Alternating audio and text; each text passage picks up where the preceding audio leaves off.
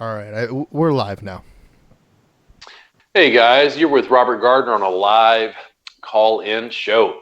This is the first time we've done this, so I expect that there's going to be a little bit of some technical issues trying to figure it out.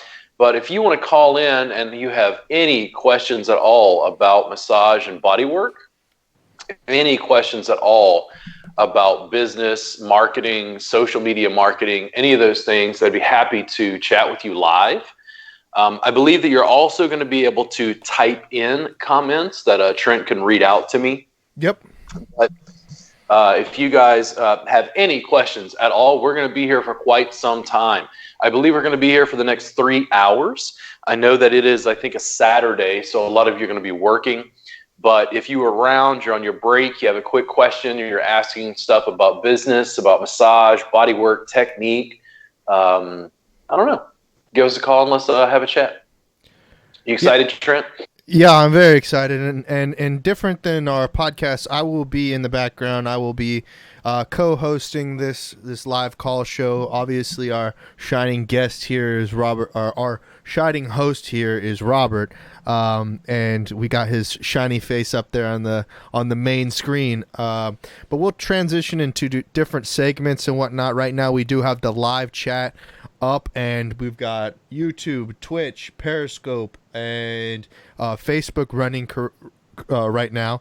And you can go into the chat if you're watching the live feed and drop a comment with your best question and your phone number, and we can get you on the live call show right away.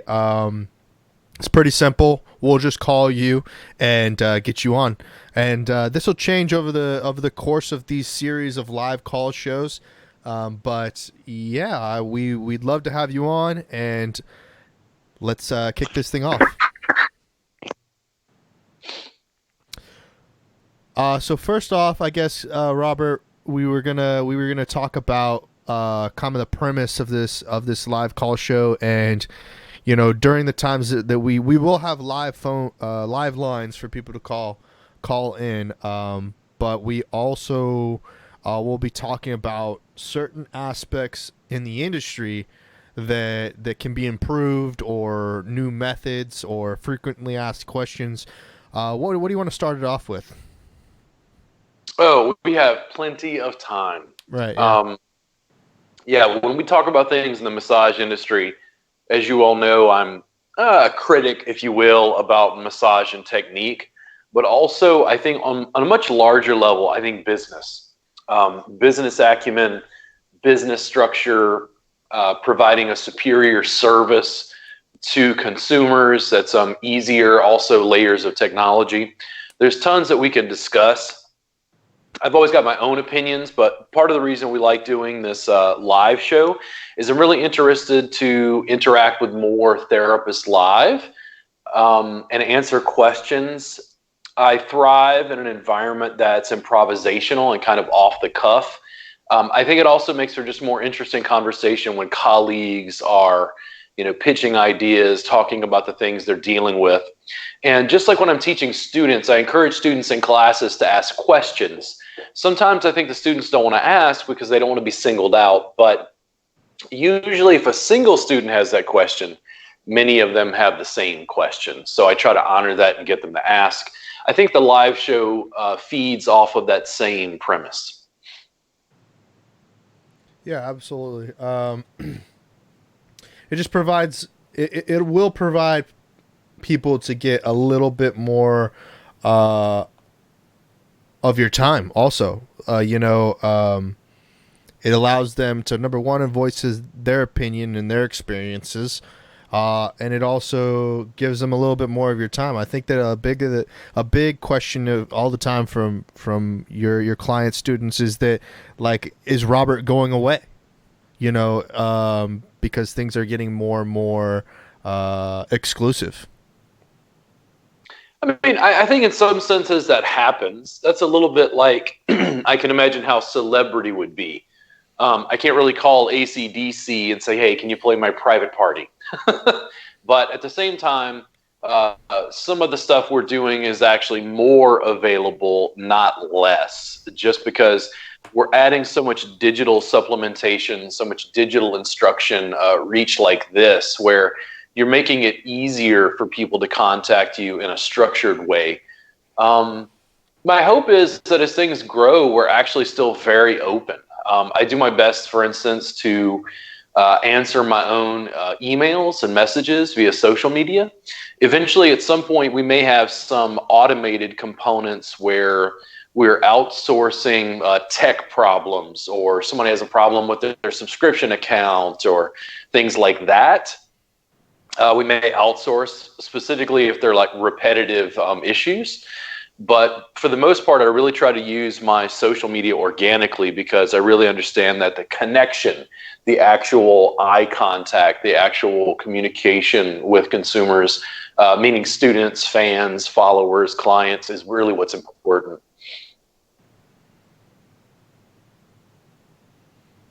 I'm trying to get the Facebook chat up on our up so that we can see you guys that are commenting there. We're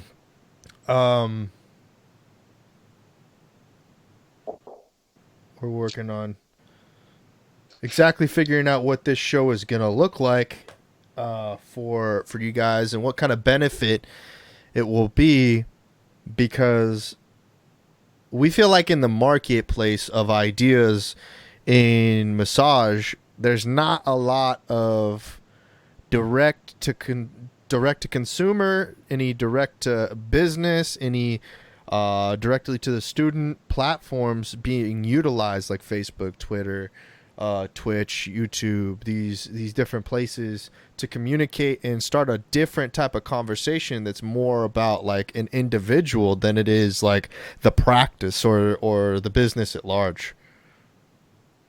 Yeah, I think there are some failings in the massage community to adopt technology. And I think mainly it's because it's an organic, or I would say, or analog industry.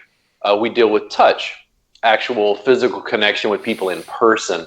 So stacking digital media on top of that has been a little bit of a slow uptake, I think.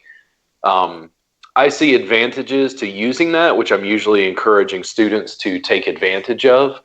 But definitely direct to consumer is one that I'm really, really not just concerned about, but I think it's very important. I prefer to go directly to the students and work with them. So, for instance, I don't teach in core curriculum in massage school because you have a kind of a structured, mandated, you got to learn certain things.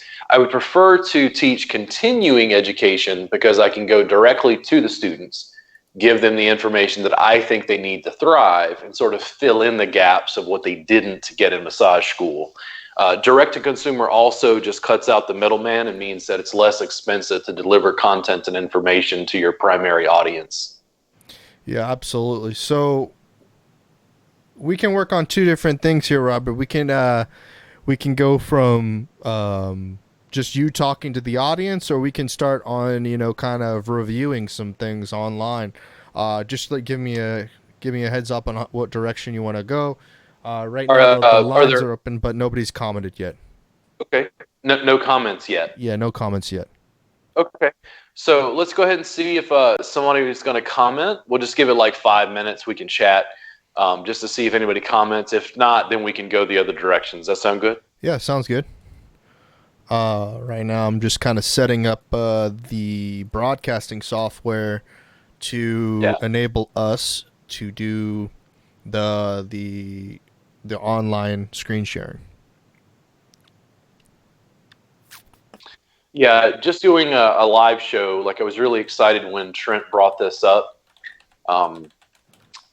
Increasingly, as business grows, as the owner, I guess, I need like a certain idea of how certain technologies work, but I don't have to know all of the inner workings. I don't have to be a programmer, for instance. But having people who understand the technological implications, who can, push buttons for me and organize stuff, is very important. I think especially as businesses grow, I encourage massage therapists pretty consistently. Like, they'll ask questions about accounting.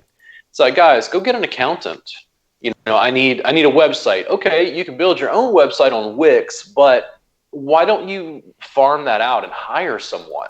Hire someone who knows websites, who can give you what you need, and also looks at it from outside of our industry. I think that's important. Delegation, if your business is going to grow, is a very important skill to develop and learn to maintain. In other words, you're going to hit new challenges as your business grows. You're going to need to be able to bring on staff in some form that can help you deal with those challenges, particularly if you're trying to, scale the business out. Even something as simple as if you're a spa owner and laundry service. If you're doing enough laundry, it just becomes ridiculous after a while. For pennies on the dollar, you could probably go ahead and outsource that laundry and make it a much easier process for everyone involved. Of course, you have to shop around, but let the laundry people focus on the laundry. Yeah, specialize, delegate.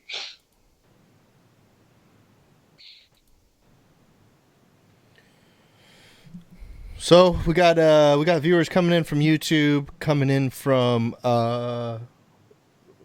Facebook, and we're just waiting on the live chat to come through, some interaction. Again, if you want to get on the show and talk about your questions with Robert, just DM us directly your phone number and your question, or if you're confident and you got a business number, you're doing a business line, we could talk about business tools after this. You provide a phone number, a business phone number, and a question. We'll call you, get you on the show right away. So when they DM us, Trent, is that just writing in the comments, or is that actually direct messaging you? Exactly. This maybe I should elaborate. So direct messaging is direct messaging the page, direct messaging us on Twitch through the account. On YouTube, you're going to have a little bit more of a struggle with that, but that's okay. Just direct message us on Twitter, anywhere that has a direct message capability feature. You can just send us that. It's going to be private. No worries. You can send us personal. We won't keep your number or anything like that. But just send us that number and that question. We'll call you and get you on the show. If you're confident, if you're okay, you got your business together, drop your business line in the comments. And if question, we'll call your business line. We'll have you on the show as soon as possible. So I don't think we had talked about this previously, but let's say somebody private messages Robert Gardner Wellness. Yeah. And they say, hey, I don't want to be on the show. I don't want you to use my name. Yeah. But I want to anonymously ask a question. They could do that as well? Yeah, absolutely. If you want to direct message us, everything that happens in the DM stays private. I mean, that's a kind of a more of a younger way of looking at it. But yeah, any direct message to us, any inbox to us is going to be private, anonymous, and we won't be releasing any information, so you can have that sense of security. But if you have an open business, a public business, don't feel free to drop the business number, and it'll be advertisement for your business. If you're commenting from a business page, there's different methods I think maybe people don't understand about marketing and advertising, about when getting involved with something like this. It provides them with an opportunity for exposure to their business. Very excuse me. Man, allergies. The temperatures have dropped in Austin. It's like when I wake up, I'm just like raspy. Yeah. The technology and distribution has just completely changed. So, getting to the point where, I don't know, it's like you're having a radio show, but you're not on radio anymore. Mm-hmm. And you got a TV show, but it's not on TV anymore. It's on a phone mostly, or a laptop computer. There's so much about technology, communication. I think I ruffle a lot of feathers in our industry because I continuously try to grow, develop, evolve. And I think some people are actually, I don't know, maybe you can call them haters if you want to. But essentially, I think a lot of people are frustrated at the sort of growth that they've seen in my business because they may not agree with some of my opinions about things. But I'm also very open to debate, very interested about the discussion of like best practices. That's made me contentious, I think, in the industry specifically because I look at the technological innovation at this point as something to be heavily adopted. I look at other industries and go, what could I learn from this? Mm-hmm. What could I learn from personal trainers and Instagram? What could I learn from, food related shows on YouTube? Information distribution that's a little bit less centralized. There's very much a sense of like gatekeepers in the massage industry that I eschew.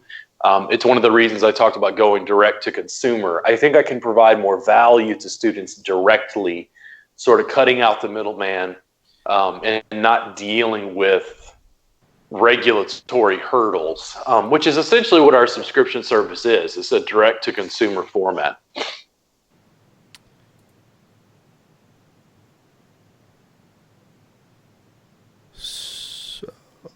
Sorry, I'm trying to adjust some things. Okay.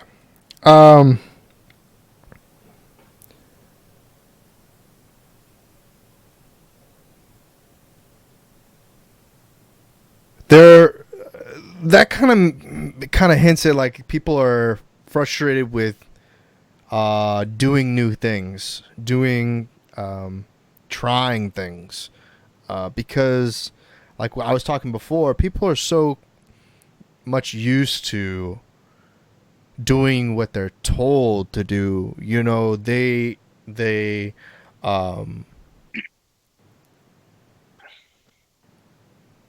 They ask more questions and they don't execute, or they don't, experiment. That's a big thing that I think people lack the confidence to do is just experiment. And if it doesn't work, it doesn't necessarily mean that that's not successful. What it means is that at that particular moment in time, it wasn't successful, but it could be successful tomorrow or the next day.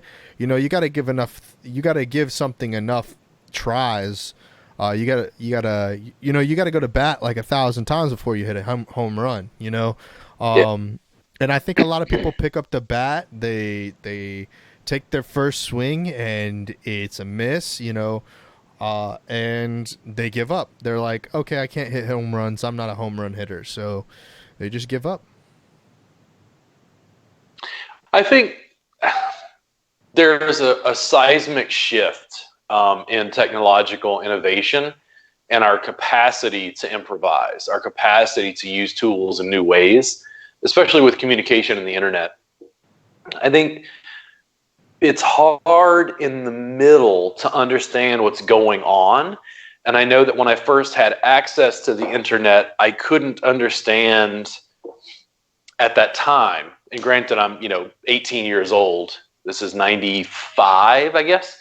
I didn't understand a business application. I couldn't imagine people taking a credit card on the internet.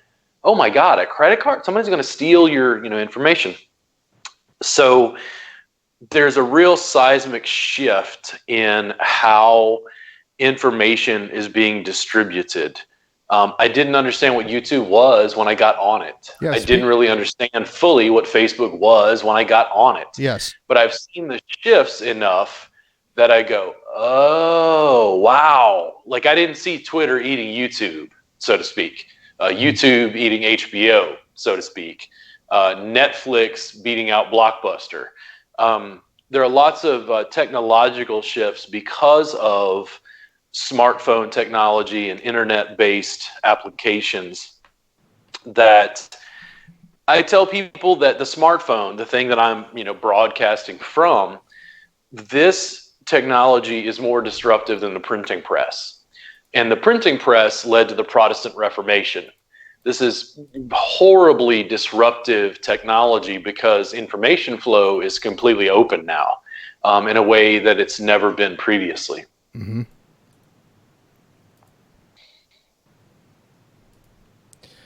I'm just making a quick update to the title or description on Facebook. I think that it might have been a little bit confusing what the comment DM situation was going on. We currently have 2 comments right now from people on YouTube. It says from, I can't exactly say this name right, but LEIAB365. I love your videos. They relax me and are informative.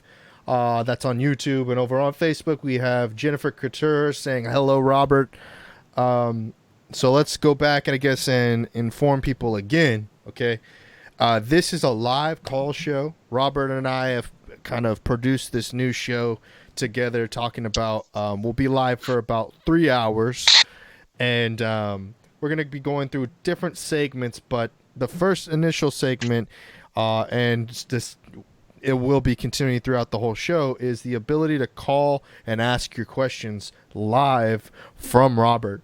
And it's super simple. All you have to do is DM or comment, direct message or comment to the Facebook page, the Twitch account, the Twitter, wherever you are at, your phone number and your question. And then once we get that phone number and question, we'll be able to call you, and we'll be able to get you on the lines, and we can start answering those questions, because I know you guys have a lot of questions about how to be successful in massage business, how to even get started, what are best practices, different styles and techniques. There's a lot of things going on, and we just want to answer those questions, and we're here live, open lines. Just comment or direct message your phone number and your question. When Trent was having conversations with me about the things he's been working with me on, helping me with, Trent is skewering, new options. And he's like, yeah, man, let's do a live call-in show. And I went, wow, I don't think there's anything like that. I've never heard of anything like that in our industry specifically. And that's where you have to understand the sort of disruptive nature of technology. When a startup can do things that large industry providers are not, you're getting to a weird level of disruption. And I suspect, based on what I've seen, some people just don't like we're in Texas. It's a vulgar display of power, if I can use a term from Pantera. Like, who's giving this guy the right to do this? And it's like, oh, yeah, no, anybody can do it. You just got to take out your phone and learn how to use the technology well enough to be able to distribute information. Yeah, I mean, okay, so it's a bit of a meta thing here, and if you understand from gaming what meta is, the right to do things is a crazy thing that I just can't understand, and I am one of those people that some people will call an authority on these things, but at the same point in time, I don't see it restricted to anybody. I think that that's like an oppression of freedom of speech and technology and these things, and I don't want to go too deep on that, but the point is anybody can pick up a cell phone, record themselves, anybody can pick up a DSLR camera, a camcorder, and start creating content and uploading it to YouTube, Facebook, any sort of content distribution network. Now, I think that, we spoke about this before we went live, or maybe it was while we were live, that I've suggested, and we've talked about this before, that Robert's not really running a massage business anymore, generally just see clients or participate in that way. He's moving more towards like a instructional business, educational business / media company, and by hiring me to do some work with videography, hiring other videographers, it's really kind of diversified Robert's business. And I'm bouncing around here, and I haven't really talked this type of talk so far, because I'm doing a lot more than just video at this time, because there are certain things that we are working on delegating. Robert talked about this earlier about outsourcing certain social media stuff, video editing and whatnot, to make the more distribution channels and more marketing and advertising on social media. So right now I'm managing who is coming in through the call system, but I'm also trying to get out there and distribute social media links to different groups, different pages to promote the show in order to get more people on the show. Now, subtracting the marketing and advertising side, just so that we can kind of just keep on isolating down to smaller things, is that the live streaming capabilities allow you to get in front of audiences that in 10 years ago you would had to have had your own private pirate radio station. You would have had to have had some kind of sort of network communication with somebody at public broadcasting systems, which is PBS, your public, whatever your public network, public access television show was, in order to even get this type of exposure. And it's crazy to think that over the course of 10 years, it's changed that so much. And it's really put the power of information in the hands of smaller niche industries, and technology from like a video, audio, picture, digital standpoint is completely revolutionizing so many industries. Like, look at the taxi industry. It's like completely turned on its head. Now people, if you say you're going to call a taxi, people are like, really? Why would you do that? It's to the point at which it's like, it's so much more convenient, so much easier to just get on an app, press a button, and wait for your black car to show up, pick you up. I mean, I've experienced different things like this because I grew up in a younger generation, and I I don't have as much as like maybe my cousins, which are a bit younger, liberal nature. I don't even know, like acuity to just like pick up something and do it. But I want to improve my abilities in that state, and I think a lot of people should. I think the industries are being turned on their head by technology, and there's no reason for the individual not to do that within their trade, their skill. So I mean, I'm kind of like trying to make it simpler for people to understand, because I feel like a lot of people get to the point at which it's, I can't afford to do that. I can't afford to learn about that. But it really takes confidence and ambition to just force yourself into a situation in which you may be uncomfortable about that thing and do it and see what the results are. Trial and error is a big one. And I'm trying to reach out to a lot of different, audiences right now, because I kind of understand, as a social media manager, what kind of conversations are going on. So you might think that I'm bouncing around and there's kind of like a no direct line, but you got to understand, when you're talking to a large audience, you're talking to the gamers, you're talking to the family people, you're talking to the journalists, you're talking to multiple different audiences, and doing your best to kind of give each of them enough time to bring them in and talk. And I guess if we would isolate it down to massage, I'm not I don't have a very good vocabulary on this, but you got your Swedish massage, right? You got your Thai massage, and each of these different subcategories of what we call massage, and maybe we can get even more controversial than that and say, like, what is massage?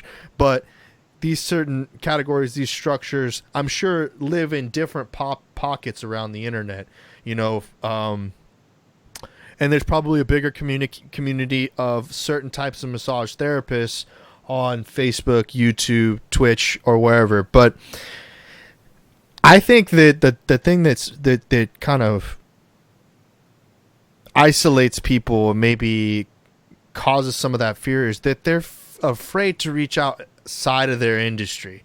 They're afraid to go to other industries and revolutionize with their industry externally.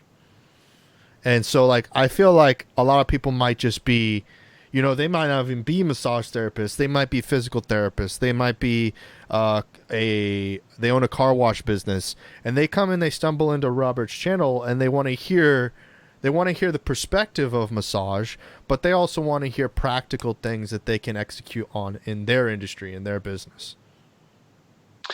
I know that for me personally, Trent, 5 or 6 years ago, I got to the point where increasingly I looked less at the massage industry for business advice. Yeah. And I started looking outside into what I considered more successful industries.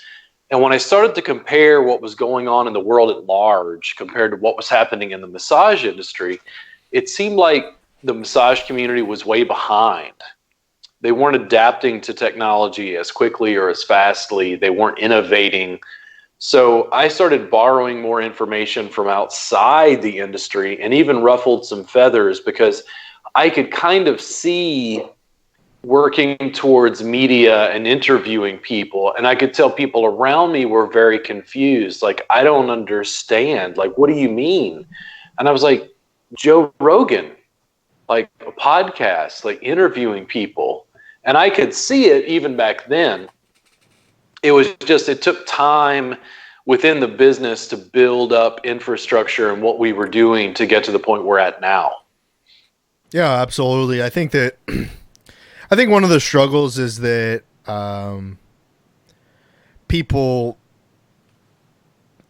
there's like an inconsistency in technology sometimes where like you'll see like we had this with Walt yesterday, is that on one sort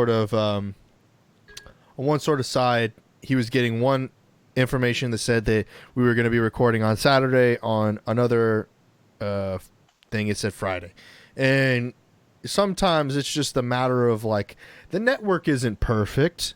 It's not perfect. The internet is slowly becoming more and more synchronized. Technology is somewhat, if you think of manufacturing and massage and technology in the same kind of circle, it's all technology, manufacturing, and massage are kind of like a touch-based industry, because there's a physical nature to connecting people, then getting a product, and then innovating on top of that. And what the thing is that maybe people don't realize is that massage isn't, maybe because people are constantly telling people what massage is, they get to the point at which they don't think what they're doing is innovative enough. They don't think that, the way that they're moving their hand is any different than anyone else. And maybe that's sort of a fear that they have, is this too different than other people?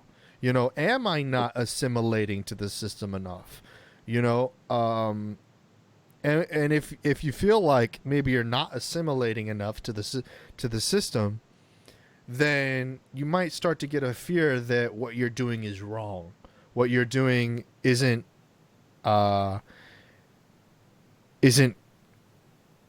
making any sort of change. So maybe someone posts on Facebook about their massage business and they don't get a lot of audience, they don't get a lot of engagement. Maybe it's the place that they're posting it on. Maybe it's Facebook. Maybe it's Pinterest. Maybe it's what's a website that people can find clients for massage on?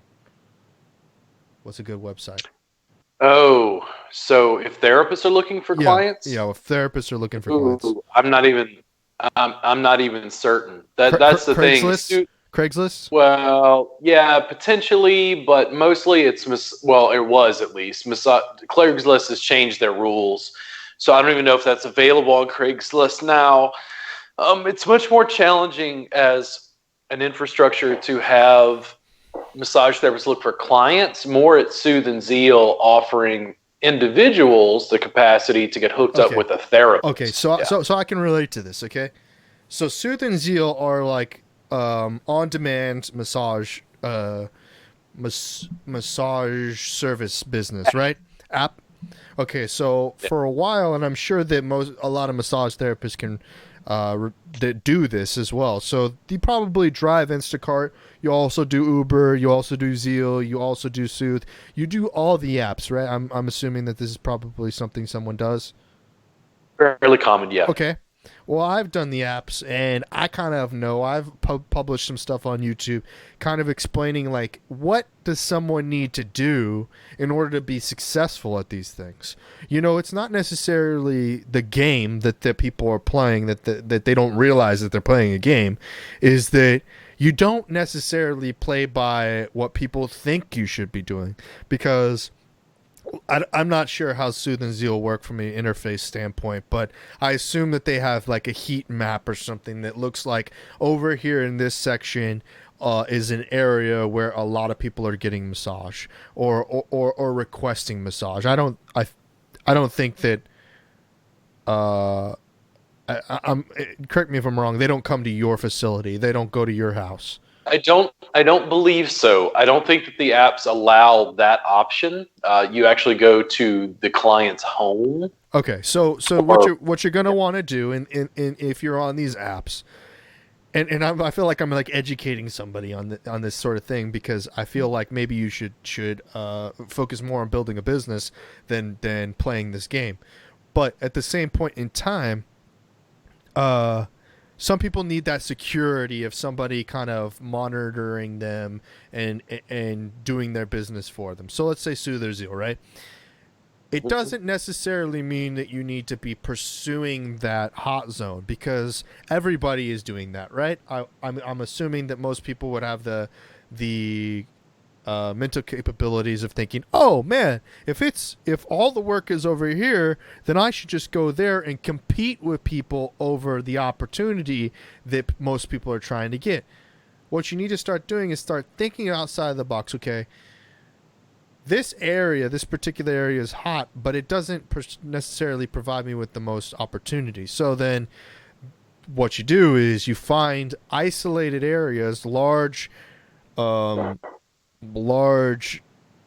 neighborhoods, apartment complexes, and you kind of facilitate yourself around that area so that you are the closest person to that ping when it goes off. Because a lot of the time what happens is people will sit for 2-3 hours waiting for a client in those hot zones, because they, number one, you're dependent on cellular service, and in these large metropolitan areas, phones get disconnected from data, and unless you're continually turning on airplane mode and resetting your phone, you could be completely off the network and not even know you're off the network, not receiving any pings to go do something. And then number two, you're in a high congested area of people trying to make money. You don't want to be you don't want to be competing all day for pennies on the dollar, right? So like it gets down to the point with these certain apps is people want the business, but they're not thinking about the technology of it, and that it's not a perfect science. You know, you can be as innovative in something, but you can be successful in doing your own thing, but you can also be unsuccessful in doing someone else's thing. Mhm. And I think that a lot of people, they'll just keep on complaining, but what they're not doing is searching for a method to get themselves out of that funk. Is I guess that's like a colloquial term for it. What's a more like general term for like You could go the route of you're in the matrix. There's different ways of going about saying like you're just stuck. You're stuck within this system that's not necessarily providing with you in on the minute data saying, hey, you're disconnected from the network. You're shadow banned, and how do you reset that? How do you reset your shadow banning? How do you reset your, and even if it's not a shadow banning, how do you reset it so that you're reconnected to the network? And some people would be like, that's putting yourself back into the matrix, and some people would also look at it as like it's you exiting the matrix. It's like you can never be happy with what the current state is, because one person will say, like for instance, okay, a good example with Robert that's currently going on is the stuff that went on within the page, right? People are giving you a lot of negative feedback about you're very practical, very logical. Not a lot of people, actually most people are giving you positive feedback, but there are people that are giving you negative feedback, maybe 10% of them, that are saying like you shouldn't have said anything about the current state of transgender people and as it relates to massage. And I completely disagree. I completely disagree. I think that when they come at these, they come with these alternative perspectives. I understand where they're coming from, which is what someone needs to do, is like understand why people are on social media, and also understand why people are not on social media. But at the end of the day, it's like you want to do the thing that is right for all people, not for just a small demographic of people. So being on social media for me and communicating ideas like that is a good thing. I think it gets weird when people are on social media. They hate being on social media. They hate social media, and then they comment on things that are, it's almost regressive than progressive. It's like my goal is not to like out anybody about their personal opinions or anything that they've said privately, but they're on a public platform and they're arguing with you about whether or not something you said is right or wrong, and they're not acknowledging the fact that what they're saying is a regressive concept. It's wild to me. I don't understand. Like, I don't know why they would want to oppress you to the point at which it's like you're saying something practical. Okay, people want privacy, and clothing on massage is privacy to a certain extent. Yeah. But then, you don't need to talk about the reason why that's privacy. But if you don't start talking about these things, then people won't realize that the industry is changing. The stigma towards people of color, people of gender. I don't want to use. I want to say a certain word, but I'm not going to say it like it's like that. Just questioning gender or whatever. That they're now being included in the services. They're not being excluded from doing those things. And if you don't acknowledge it, then it's like, then it'll continue. The bad behaviors will continue. The challenge, I think, is I look at it, and I've been a massage therapist for 17 years. I've worked with people of all sorts of across the spectrum between lifestyle, gender, sexuality, whatever, and ethnicity, race, culture, creed, class. And I just work on people. Like, it doesn't matter. In fact, if anything, I kind of appreciate some of the differences. But what I talked about is important because I had never encountered that specific thing. And it tested several things. One, you get a chance to see how people in my industry respond to those issues. And then you also get to see how people respond to my sort of authenticity about it. Because I wasn't, in my opinion, I wasn't the strongest ally. I could have taken a much stronger stance, but there were a whole lot of factors around it, which I think really complicate the issue, and which is life itself. It's complicated, like, what do you do when you go to Thanksgiving dinner and you're, a staunch Democrat and you think Trump is horrible, but you got to deal with your uncle who's wearing a MAGA hat?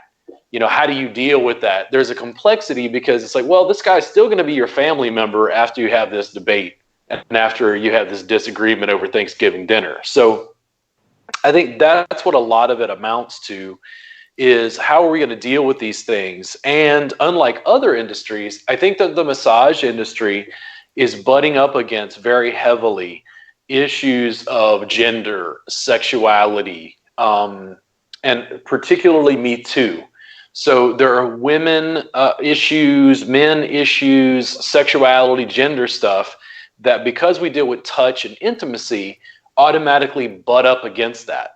When the culture started shifting into those Me Too conversations, I was really wondering, okay, so, how do I deal with this in the context of my classes?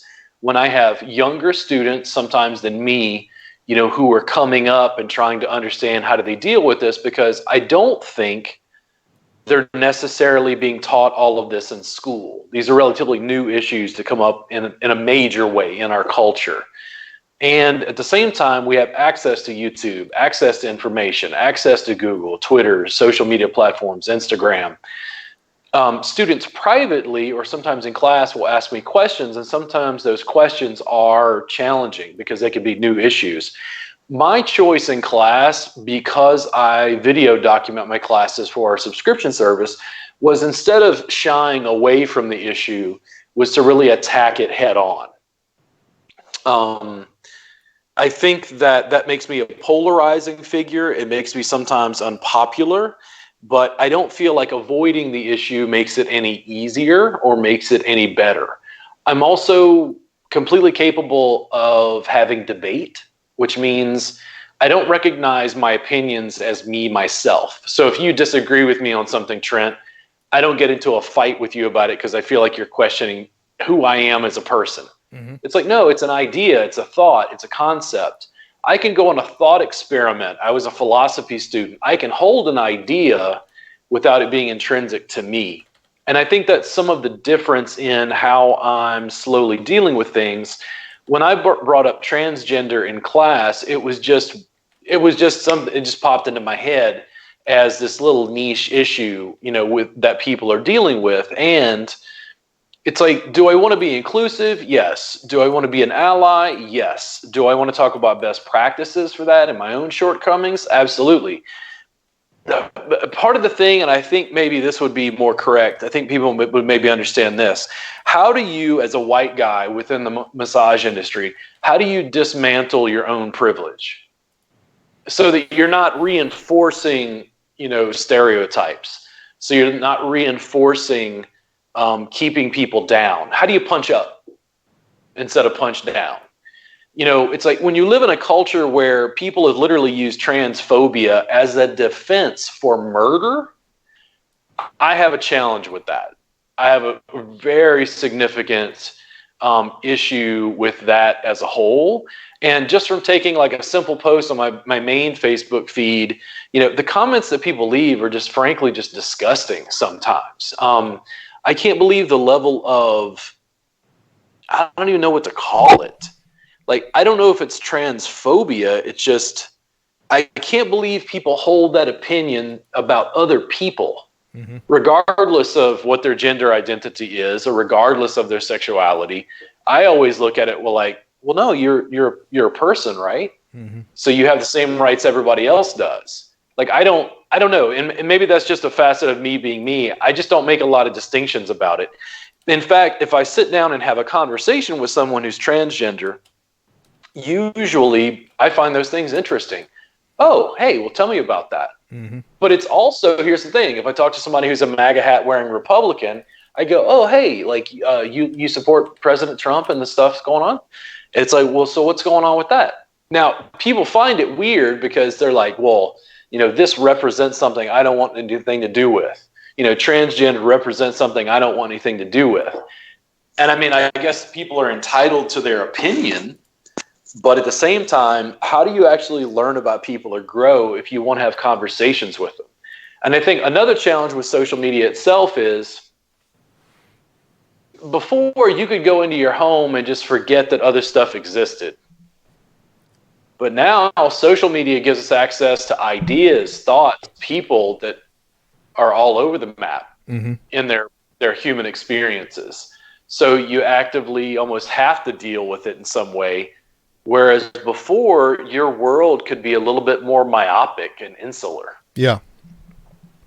So I just want to reiterate, this is a live call show. We have open lines. You just have to drop your phone number in the comment section, or you can direct message us your phone number and we can get you on the show. We are live on YouTube, Twitch, Twitter, and Facebook. Anywhere you post that, we will get it. I'm pretty sure. I am absolutely sure. Don't worry. Don't fear. You can get on this show. Just that's the method how you do it. We are going to take a short break here in about 10 minutes just so that we can get some more drinks, replenish our stuff. We want to allow you to do that as well.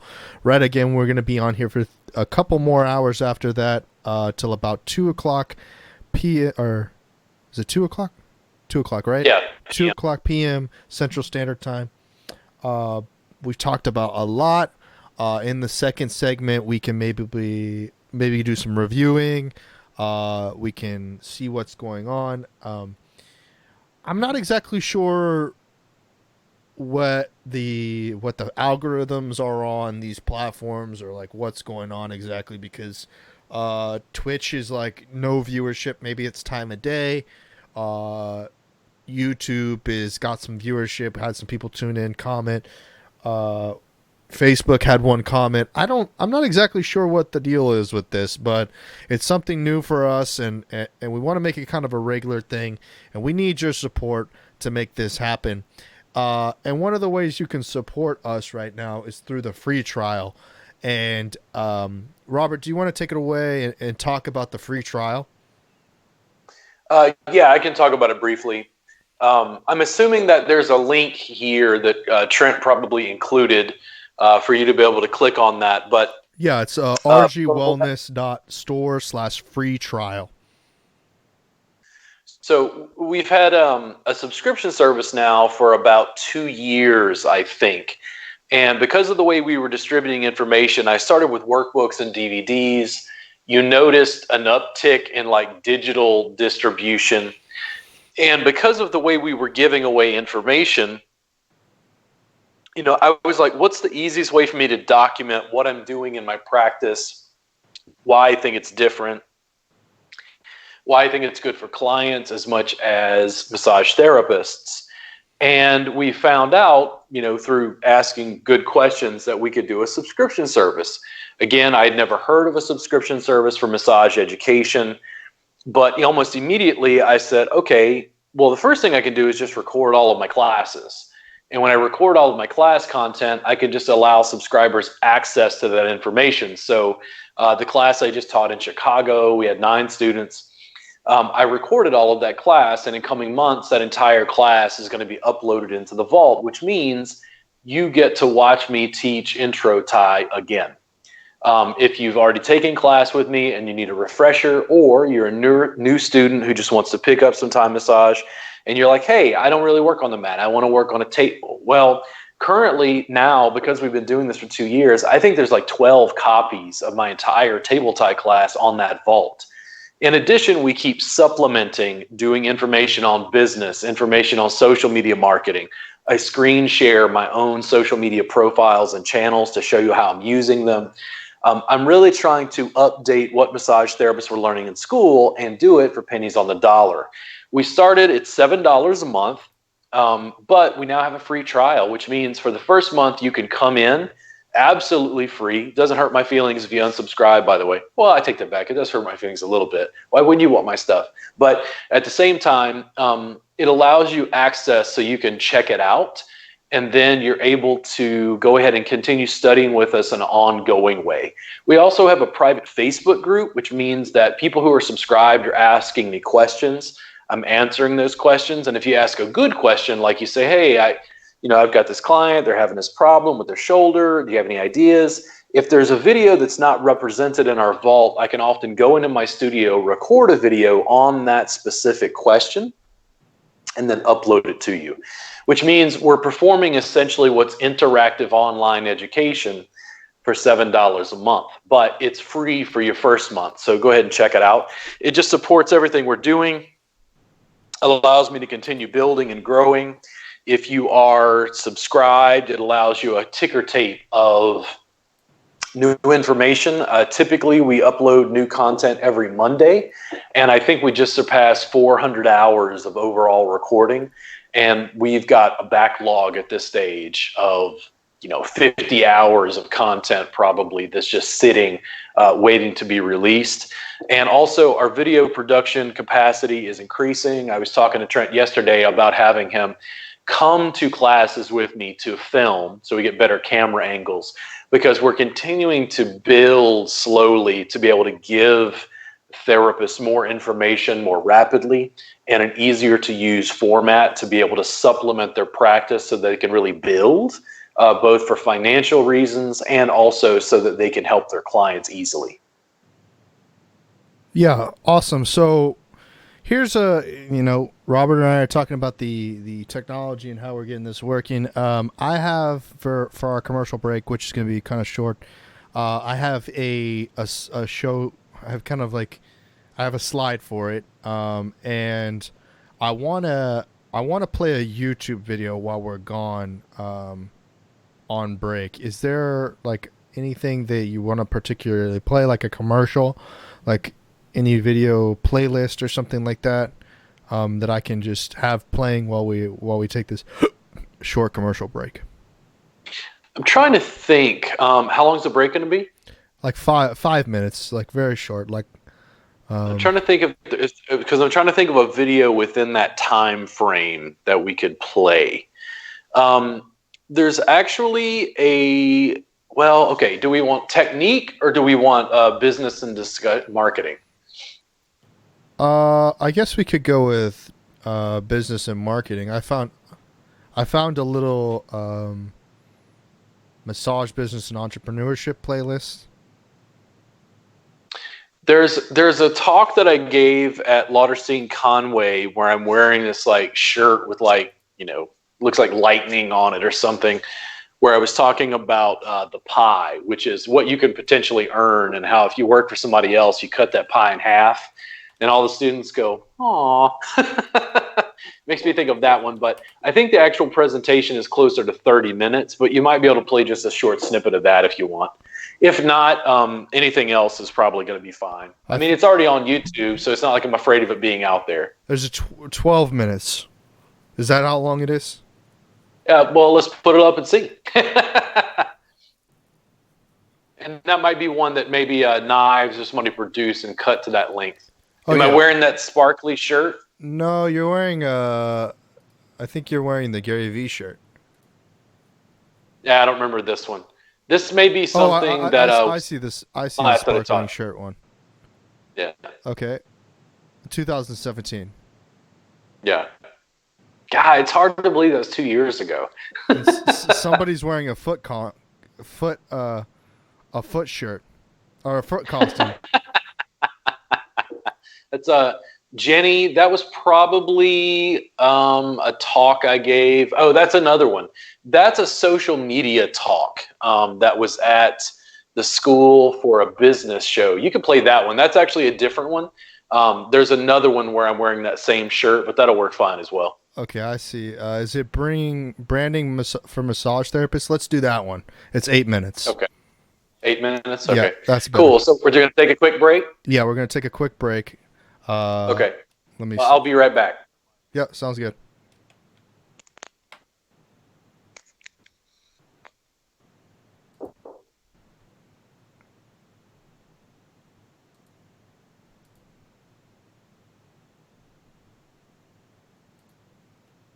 Okay.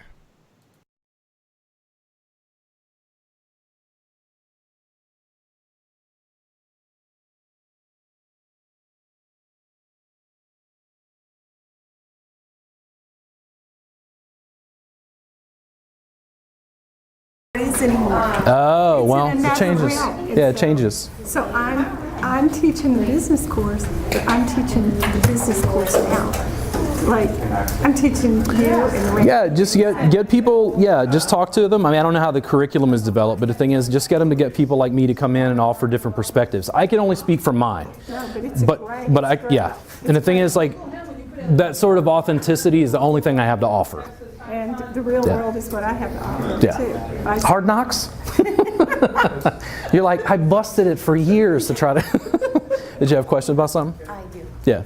So whenever you build up your own business and you want to integrate different modalities that are not specifically from you know what I'm class going to do? that you're taking, Let's talk about how do you actually put that all together? Okay, so what you have is a sales problem. Because, like, what are you trying to sell? Because this is what the consumer is looking for. What are you trying to sell? What modality? Because I didn't start here. Okay, what did you start with? I started as a personal trainer. Personal trainer. I did my own modification of stretching. Okay.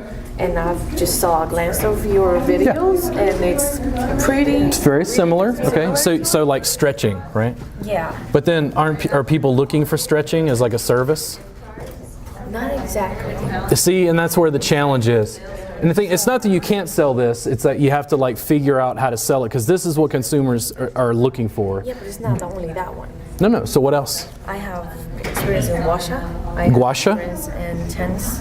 I used to work for a clinic for rehabilitation. TENS unit? Yes. Okay. Also ultrasound. Okay, ultrasound. Now, you're going to run into some regulatory things. I don't know how much of it is legal. So the thing is, you can make videos and content on this information and tie it into the fact that you're a massage therapist, right? Yeah.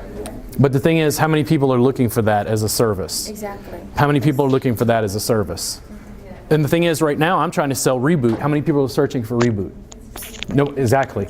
So the thing is, I'm still selling it to a degree under this moniker as much as I can, just to draw people in. You have a marketing challenge, because what you have to do is what I've done. You have to educate your market. Okay. And here's the thing, as a start, when I say you have to educate your market, you need a video camera. And you're like, well, that video camera is expensive. So what does it cost me to have you come to my home studio and say, hey, I want to make a couple videos on gua sha? Okay. Nothing.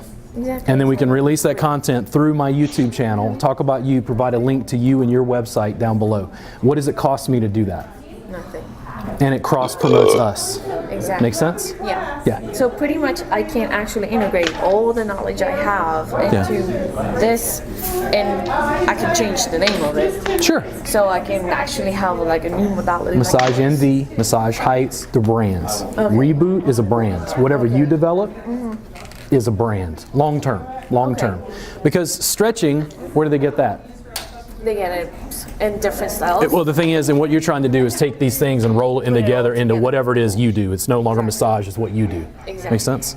Yeah. But I can still do that. That's the thing. Yeah, there's no limitations unless it's illegal. No. Can we do So? Can we do chiropractic adjustments? No. It's out of our scope of practice. See what I mean? But that's the thing. You just have to know what the scope is to keep pushing against the edges Okay. of what it allows. So just do a research. Can we first. give nutritional advice? Not exactly. No. You see what I mean? So it's like we have scope of practice issues around this. Exactly. Yeah. Questions? No, I've been fine. But if you're since the doing job fair. Reboot, are you limited by the massage? Oh, I don't know. I need a good lawyer. Okay. Have you? And the thing is, consistently, brother, I'm going to tell you this. I've had knockdown, drag-out arguments because I'm against massage regulation. Right. And the reason why is because I keep butting into it in every state I go to. It's like they change the laws, tweak things in a certain way. It makes it more and more challenging to educate, to grow and evolve. Because it's like, in Texas, can you give prescriptive exercise? You're a personal trainer. As a massage therapist, can you give prescriptive exercise? can't, even if I A Canadian massage therapist lost their mind on me because I said it doesn't matter if I can't give prescriptive exercise as a massage therapist because I'm a yoga teacher. In Canada, in the province he's in, he probably had to have 2,000 to 3,000 hours of training to become a massage therapist. And he says, no, you cannot give prescriptive exercise. And I'm like, what is prescriptive exercise? So if someone has tight hamstrings and I teach them in yoga how to lengthen their hamstrings, is that prescriptive exercise? I dug through Texas law, and under the definition of massage in Texas is Swedish gymnastics, which includes active and passive exercise. And when I posted that, everyone just threw up their hands and went, I hate everything. Because it's like they don't understand that rules are different in Texas, they're different in Mississippi, they're different in Arkansas, they're different state to state. So you have to find out what the law is to figure out how you can bend it. See what I mean? Well, I'm just trying to, the thing is, like, I keep pushing the edges and people are saying, this is not table cream, glide, and nudity. This is not massage. And it's like, listen, are we protecting a word or are we protecting the manipulation of soft tissue? Because that's how massage is defined according to state law. So today I suggested a client to do some stretch for the sciatica. Okay, I got to figure out a good method for fix going in between those things. But we are back live. I'm here. Nope. Well, because I don't know exactly what's broadcasting when, I'm letting you control that. I just wanted to, I didn't know, I couldn't see the video on my screen, and I also didn't know if it was actually still playing audio from that.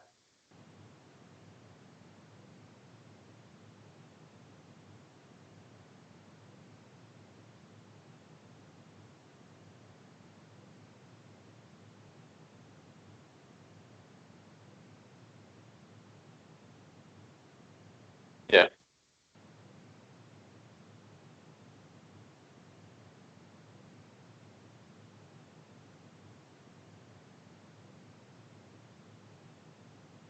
You having problems with your vertebra there, Audra?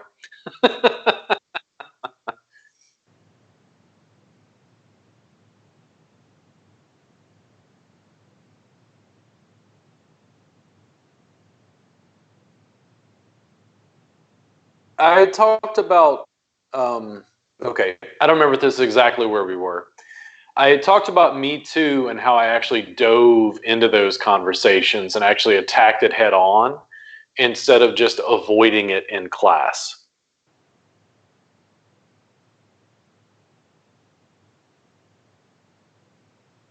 So for me, it was sort of embrace the controversy, don't run away from it.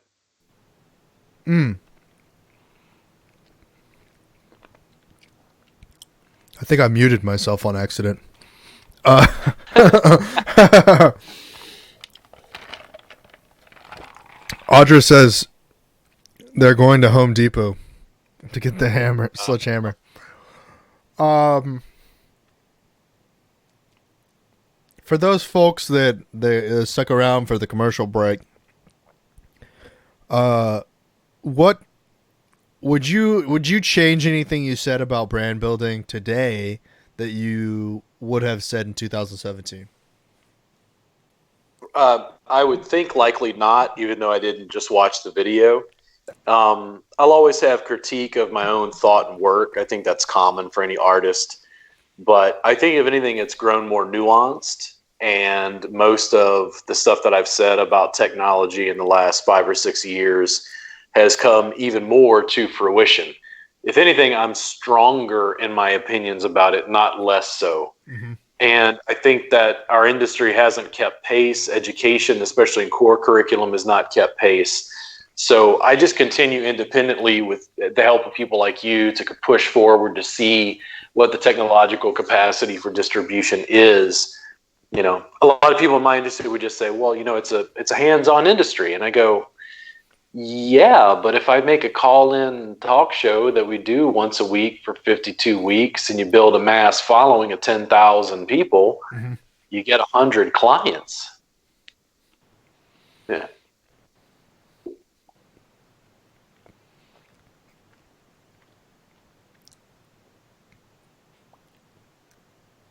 Live Live production is such a interesting thing to me because Twitch, YouTube, Facebook, Twitch, Periscope, these platforms are very difficult for people to find live videos. I know it's really difficult to find live videos on Facebook. Like, there is a section, but that's primarily taken up by news, like registered news channels. Nopoleus 187 on Twitch says, "Is this live?" Yes, this is live.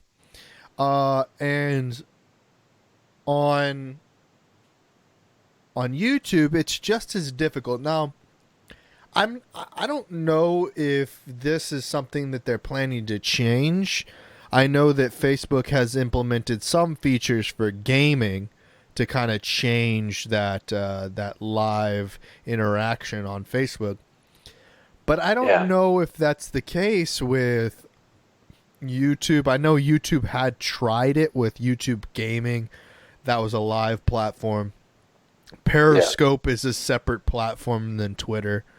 But there's not a lot of discoverability factors on Twitter for live video. Like, Twitch is really the main place. Now, there are other platforms that are coming out like Mixer, D-Live. There are a couple of Chinese-based, Korean-based platforms, DoYou, and I can't remember what the other one was in Korea, and Japan's got their own platform. Russia has their own platform. It's called RU or something like that. It's just a weird. It's a weird new evolving technology. This new live video for the everyman. Every woman too, and any gender across the spectrum.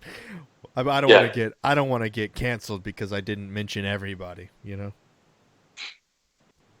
I think that people in the massage industry specifically, and I see this across industries, not just ours. Mm-hmm. They like or feel a certain sense of security with gatekeepers. Universities would be a big, one right now. So student loan debt goes up, student loans are more expensive, college tuition is higher, and people feel like they get less and less benefit from a degree. So there's a revolution in education going on, which is primarily online, YouTube, and Google. Not to mention, we're using a teaching platform to distribute information to massage therapists. The powers that be don't like the breakdown of that authority structure, that top-down ivory tower model of information distribution, but they're too late. The internet is here. This technology is going to continue to spiral out in a million different ways that even you and I probably can't see. And the notion of the authority figure when it comes to information is increasingly just trite. It's easier and easier every day to distribute information. And one of the main things I discuss with therapists who are my students is, hey, listen, just, use Instagram, use Facebook, make little simple videos where you teach your clients musculoskeletal anatomy and you show them little self-care techniques. And they're like, oh, I never considered, it's like, yeah, but you're not taught in school by authority figures to go out and educate the public. Does that make sense? Yeah, absolutely. Yeah. So do you want to transition into maybe looking at Teachable and kind of walking people through that platform? Sure. Yeah, we can go into the Reboot Insiders Club, our subscription service, and go ahead and take a look. If you want to screen share, we can talk about what's in there, and I'm sure you can pull stuff up. I can probably walk you through that process if it's up on my screen. so that we can see what's inside our subscription service, what that library, what that vault looks like that subscribers will get access to. Yeah, I'm working on that right now. And then also for call in, you folks, if you have questions, please feel free to call in. You'll be the caller number one, numero uno. So if you want to chat.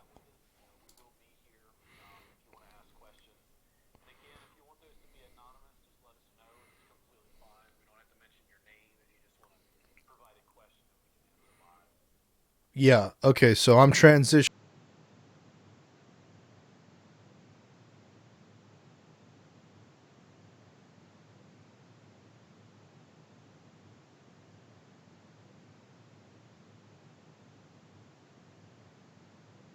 Yeah, there we go.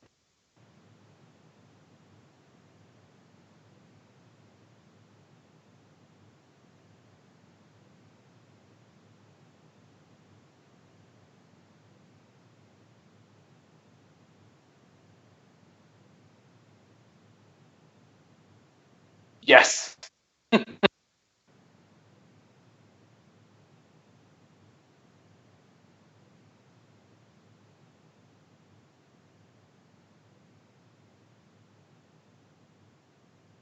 Okay. So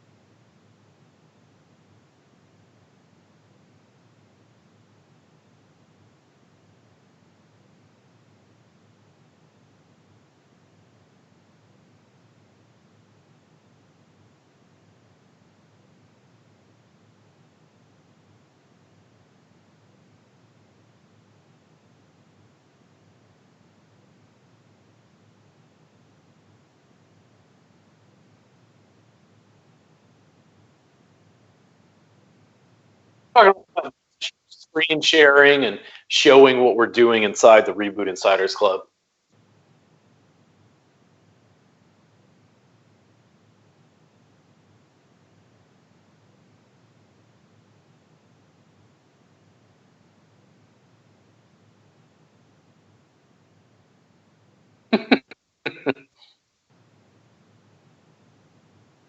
Okay. Yeah.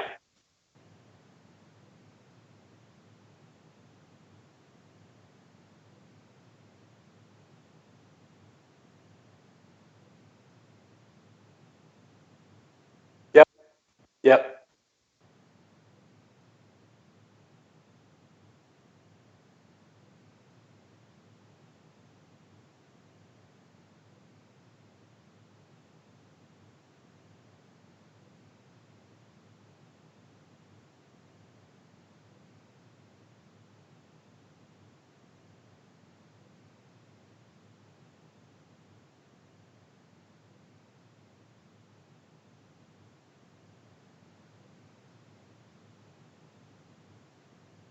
Nah, it's fine. So essentially, it's mostly just to show people what's inside the vault. There's different pieces of infrastructure because you have like admin access at this moment. And a lot of it is just showing people just the basics of like, we have an online vault. We have an online library of my classes and teachings from the last 2 years.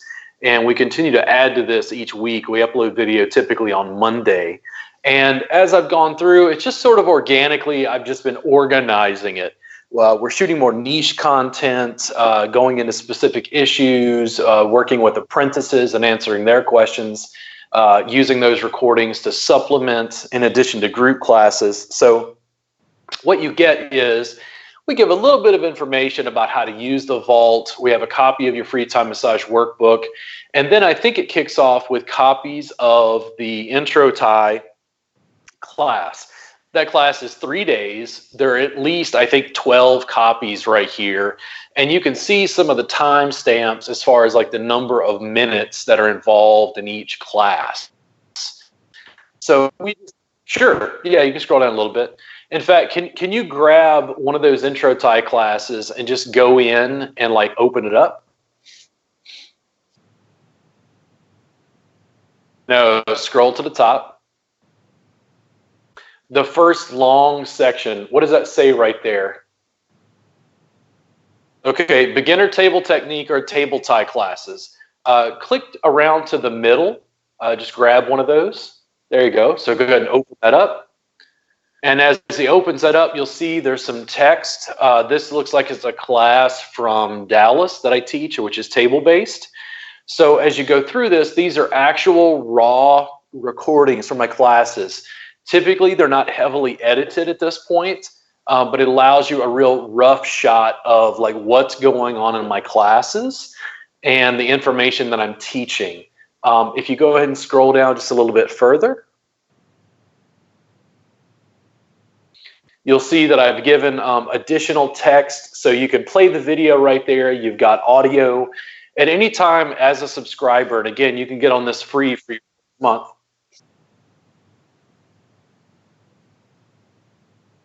Sure. Which is to say, ow, my upper back and neck. And then I would work on them, and I would, have him take off his top. He would lay down face first. I would work on him. I would work on the paraspinals. I would work on the rhomboids. I would work on all of this. He would feel better for an hour or two. And when he came back the next week, he'd report, I was okay for like an hour or two, but it came back. That was not good enough for me. I was like, something is wrong, and I can't figure out what it was. I was doing the sequences I was taught in school. I hadn't really been taught to think about posture, to think about pain, and the fundamental underpinnings of why people are having the problems they're having.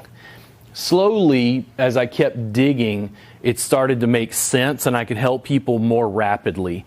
And one of those things, at least in my arsenal, is side lying. So, we mean to work on your right side or your left? Right side. Right side, put it up.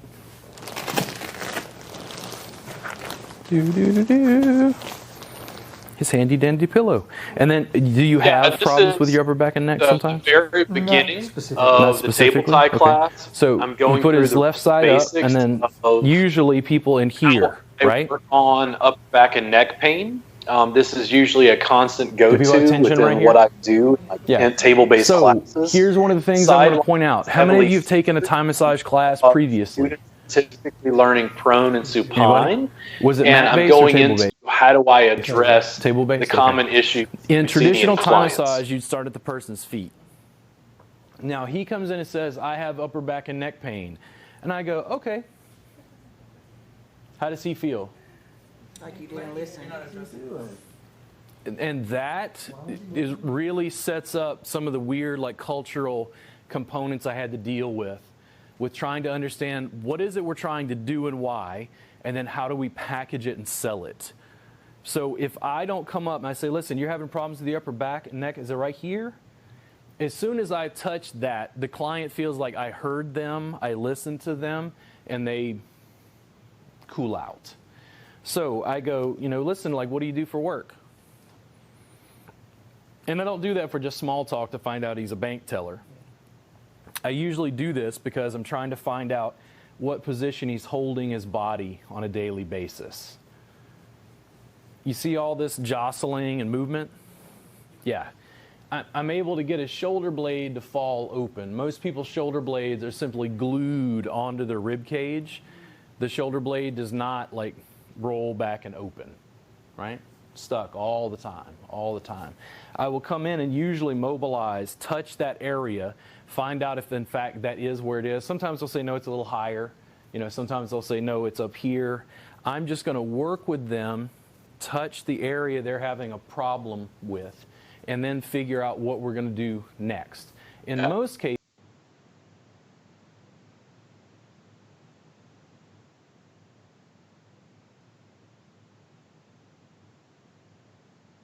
so this is again just this section for this specific table tie class, and this is only one section of the other 11 that are there.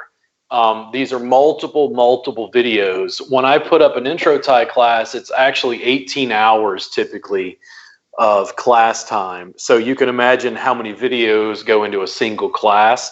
It's a very exhaustive look at my teaching and practice. I tell people I think it's the most up-to-date and complete look at a thriving practice in the marketplace. I don't feel like other educators have come this far in really documenting what they do and why, and really just opening it all up, especially for free for your first month and $7 a month afterwards. We're giving away education and information for pennies on the dollar that I really think can change a massage therapist practice completely, just inordinately for an extremely low cost.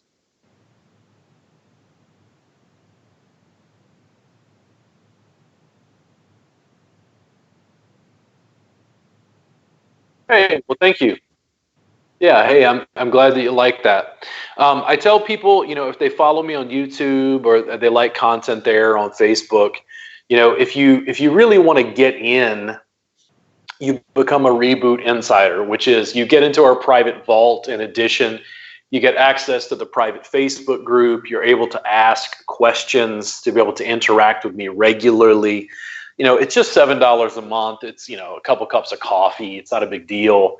Also, because massage therapists had so many concerns about, hey, my hands hurt. Okay, let's teach them. And then, hey, how do I build a business? Okay, well, let's teach them. Hey, I don't make enough money. Okay, well, let's teach them.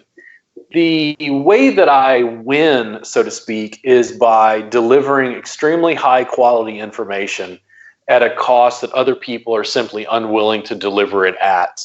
It's really a capacity to use technology to distribute information to upend the massage industry and education. We are providing this, and I have no plans of stopping. The vault right now has about 400 hours of my classes. I keep wondering, what does the business look like when we have 1,000?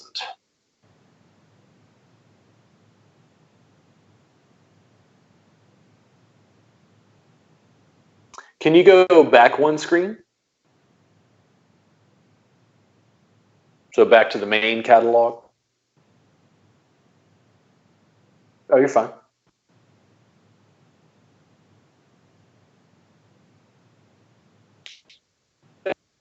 So you can see here when it's like table tie technique, those are all just table-based classes. I still get students who are asking if we're teaching table-based stuff. Table-based work is not my particular focus in my practice. I'm mainly mat-based these days. But at the same time, I teach table-based practice because I did start to understand that you had to have a basic understanding of how to start on the table to be able to transition people to the mats. If you scroll down a little bit further, you're going to see the intro tie, which is, what do they call it? Is it intro? What do I call that section?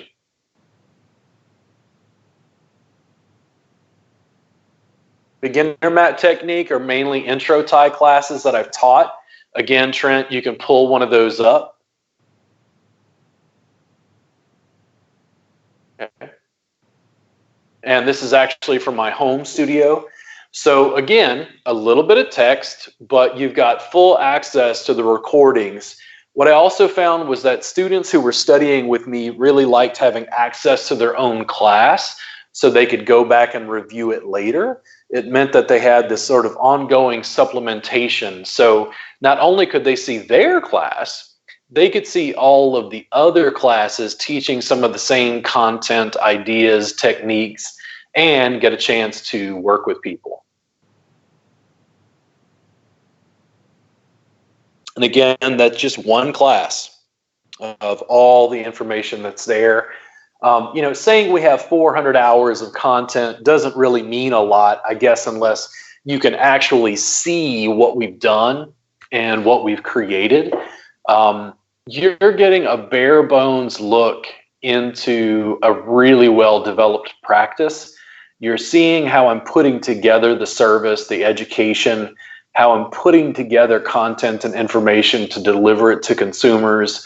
You're seeing how I'm drawing in clients, running the Thai Massage Jam, providing all this information, using my social media channels to give people information. And again, he's scrolling through. This is one class. This isn't the other 11 that are on the vault just for mat-based work.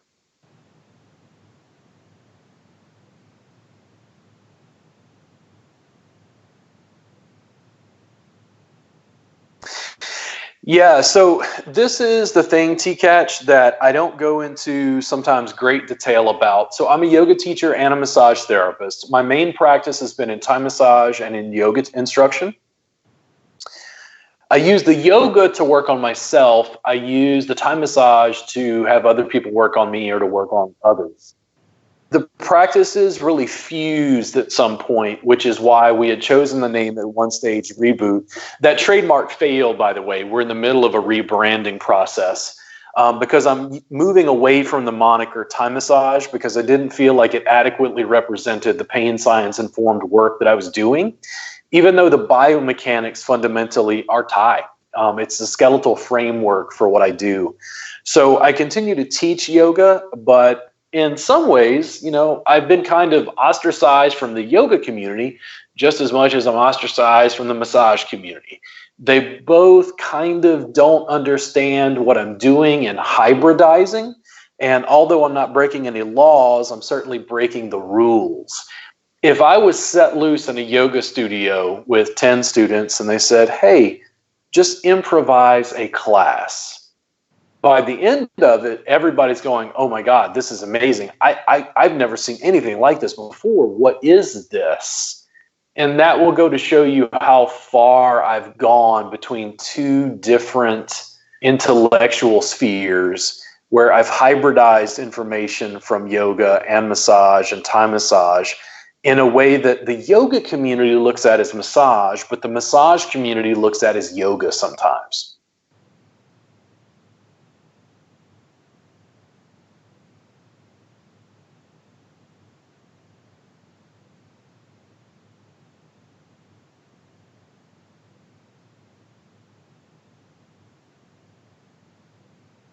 Yeah.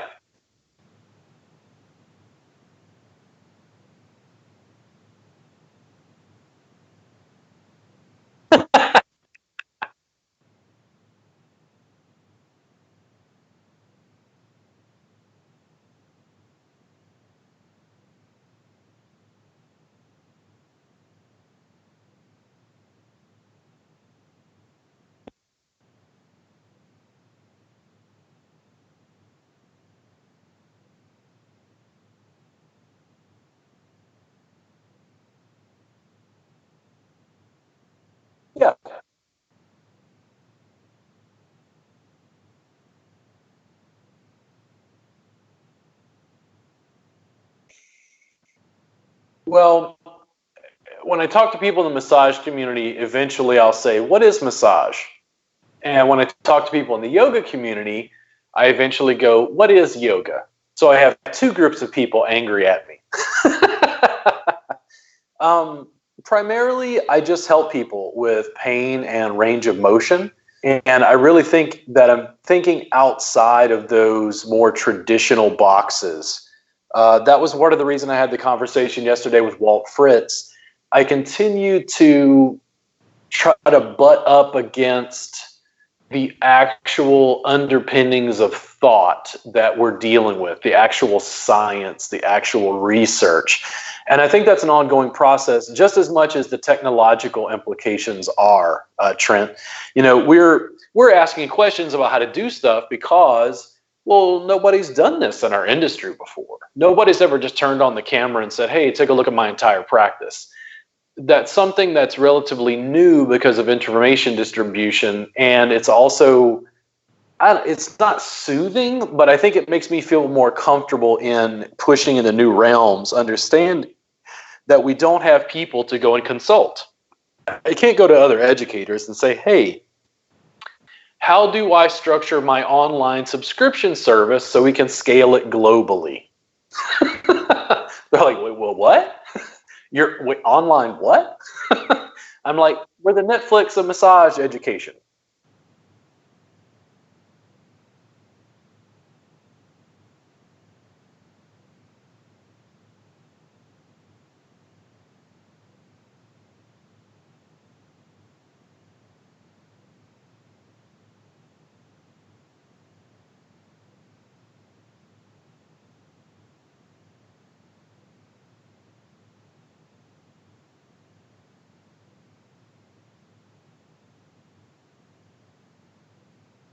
Well, they have dealings with both, and the physiological underpinnings are in human anatomy.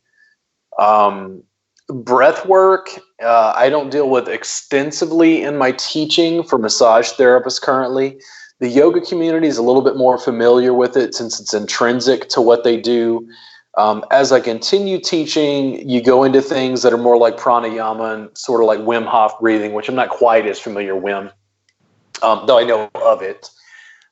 You wind up crossing streams where, for instance, long-term in curriculum, and we're still working on this curriculum development, I actually go into showing the therapists how to work on themselves to release their own pain, release their own mobility issues, to be able to have a stronger, more supple body to continue working on clients. And I find it morally reprehensible that therapists are hurting themselves trying to help people. That's an absolute recipe for disaster when you're dealing with repetitive stress injuries because you're working as a massage therapist.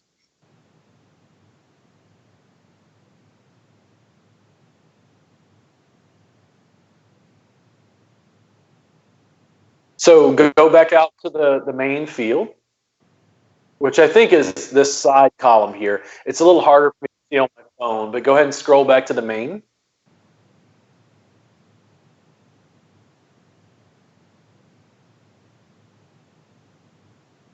There we go. And then after that mat-based, what's the next? Is it intermediate? Intermediate what? What does it say? Okay, so intermediate table work is table work that's a little bit more advanced. It's past just the basics. Then I think we go into intermediate mat work. Is that the case?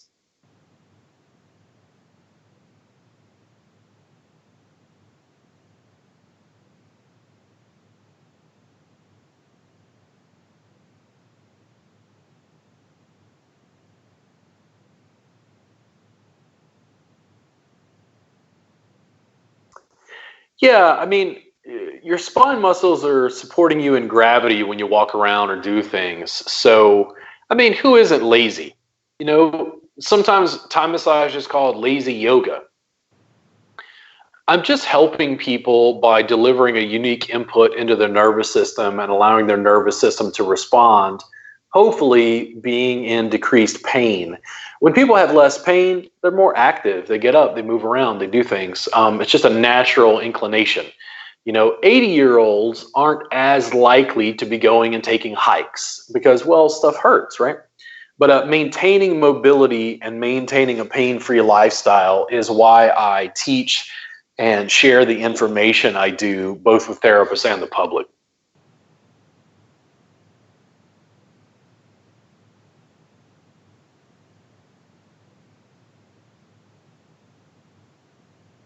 So you had intermediate table work, then intermediate mat work, right?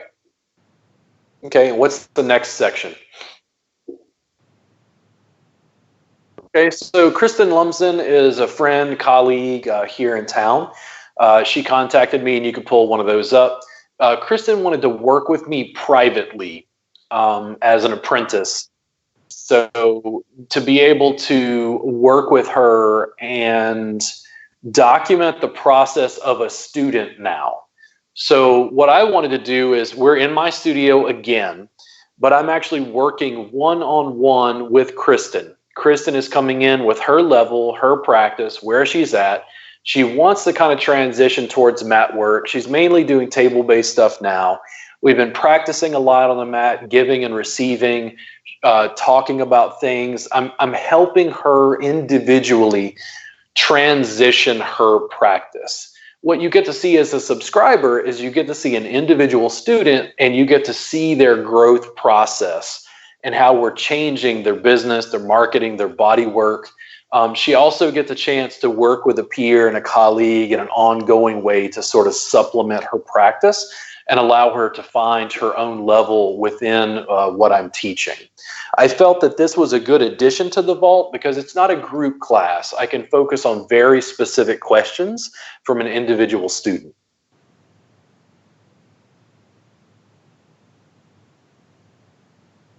No, this was just put on my camera. Yep.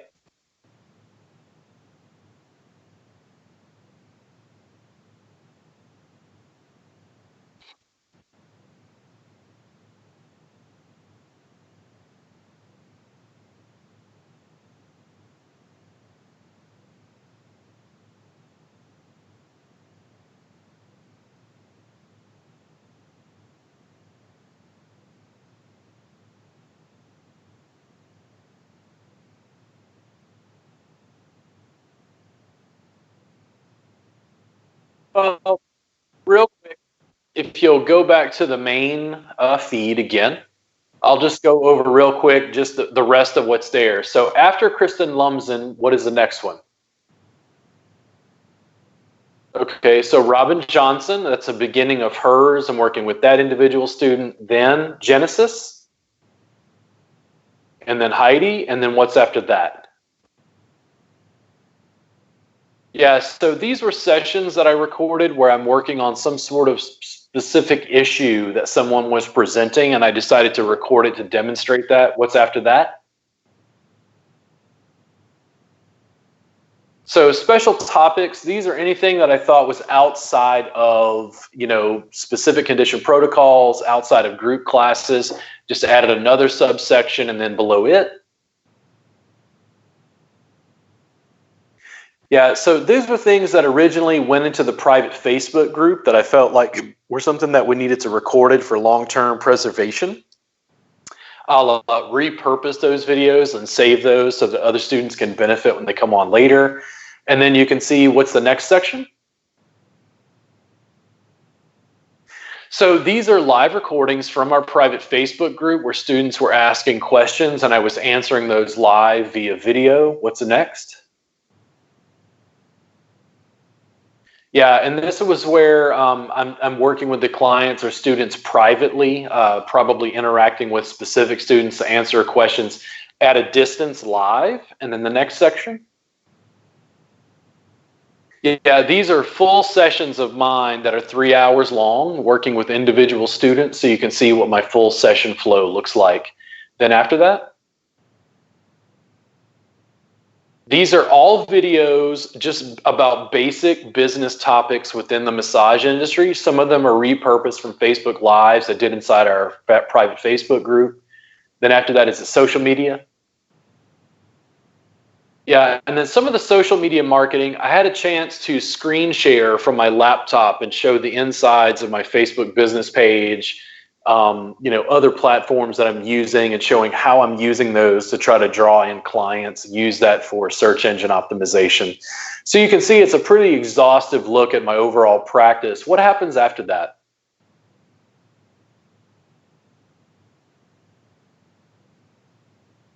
So these are talks that I've given at various massage schools when I go in and talk to students in core curriculum.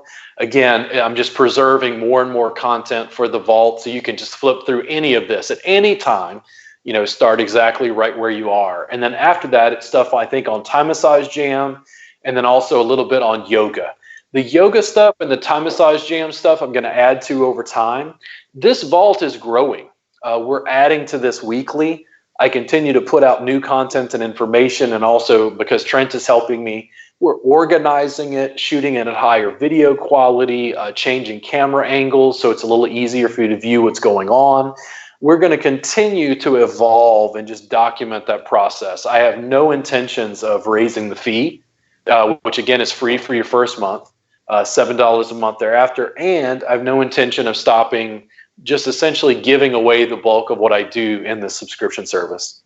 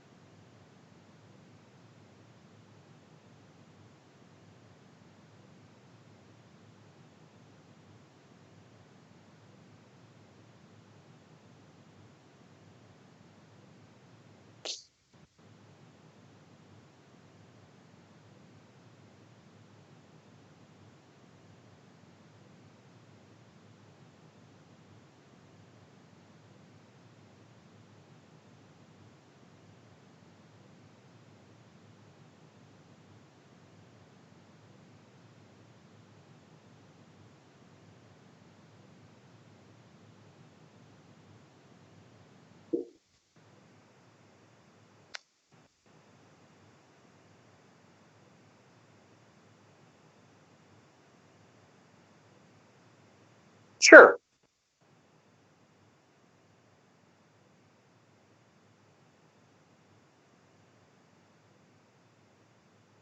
Yeah.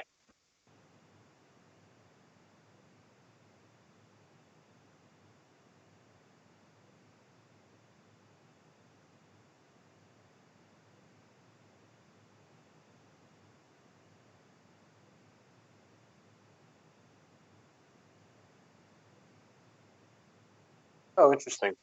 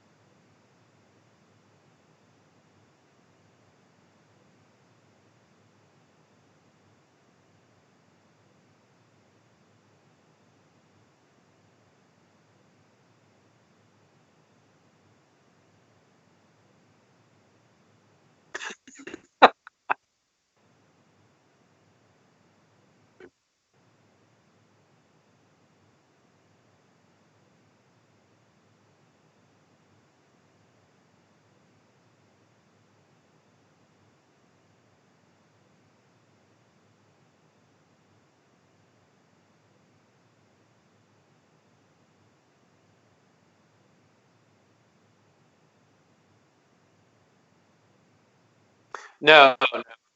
Also, the technology has changed. I think that core curriculum in schools, one, Like if they're anything like Texas, they have 500 hours.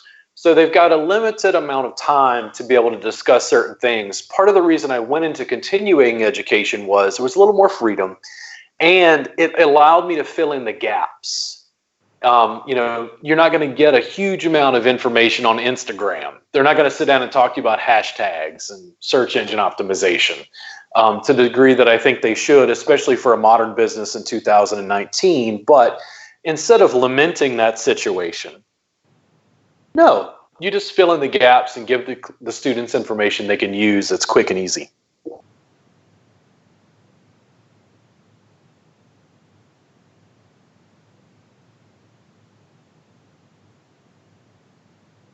Yeah.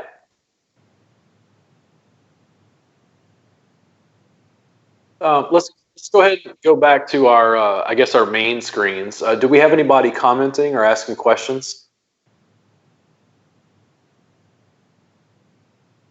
Yeah. So we're transitioning back to the live call screen. I need to bring you back in. So now you're back in on the audio from there, and so we're back on the main screen where it's Robert Gardner Wellness Live Call Show. Yeah. And are we going to have a live call show that doesn't even have one live call? I think maybe, but Muhammad's coming in here, or Muhammad. Yeah. Sometimes I read these Twitch names and I'm like, I don't get a good read. Muha M-M-E Tall. He says hello. Hey, how you doing? And then so we can go into a commercial or whatever you would like to do. Okay. So let's go ahead and just do a quick commercial. I'll use the restroom, and then we'll come right back. What do you say, like 5 minutes? Yeah, 5 minutes. Let me get out of this. So I'm just closing out the Reboot Insiders Club stuff and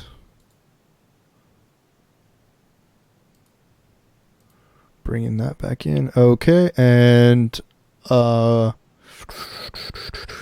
there a particular video you'd like to play while we're gone? Can you play the other one where I have the shirt on? That same shirt with the electricity? Maybe. I think you'd pull that one up. Maybe.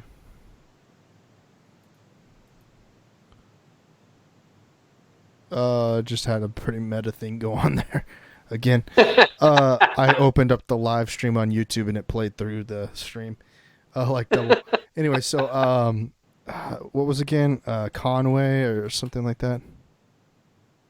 No, that's from the school. But so the one where I'm standing, it looks like, no, that's my phone. Do you see the one? It's below the one where I'm wearing the Gary V shirt. What does that say? Solo practice and reboot talk. Yeah, go ahead and play that one.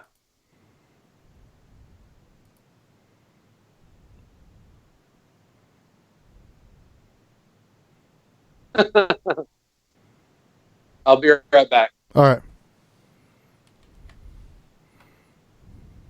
Other people are talking about working at spas. Representatives from Massage Harmony, Massage Envy, other local spas are coming in. I'm coming in to talk to the students about being in private practice and how to build that. It should be very interesting, and usually I think I'm pretty entertaining compared to the other speakers, or at least the students seem to enjoy it. I get good feedback, is what I'm saying. That's good. How far along in school are you guys? October 10th. So you graduate in a month? 2 months. 2 months, sorry, I don't know what time it is. If people ask me if it's a weekend or like a weekday, I don't normally know because I work. That's what I do. And it's like, how many hours a week do you work? And I'm like, how often am I awake? That's pretty much what I do at this stage. You guys have 2 months left. You've covered the bulk of like Swedish and deep tissue in school, right? As far as technique is concerned. You've done some business stuff, I'm sure. This is the last business class. Yeah. Okay.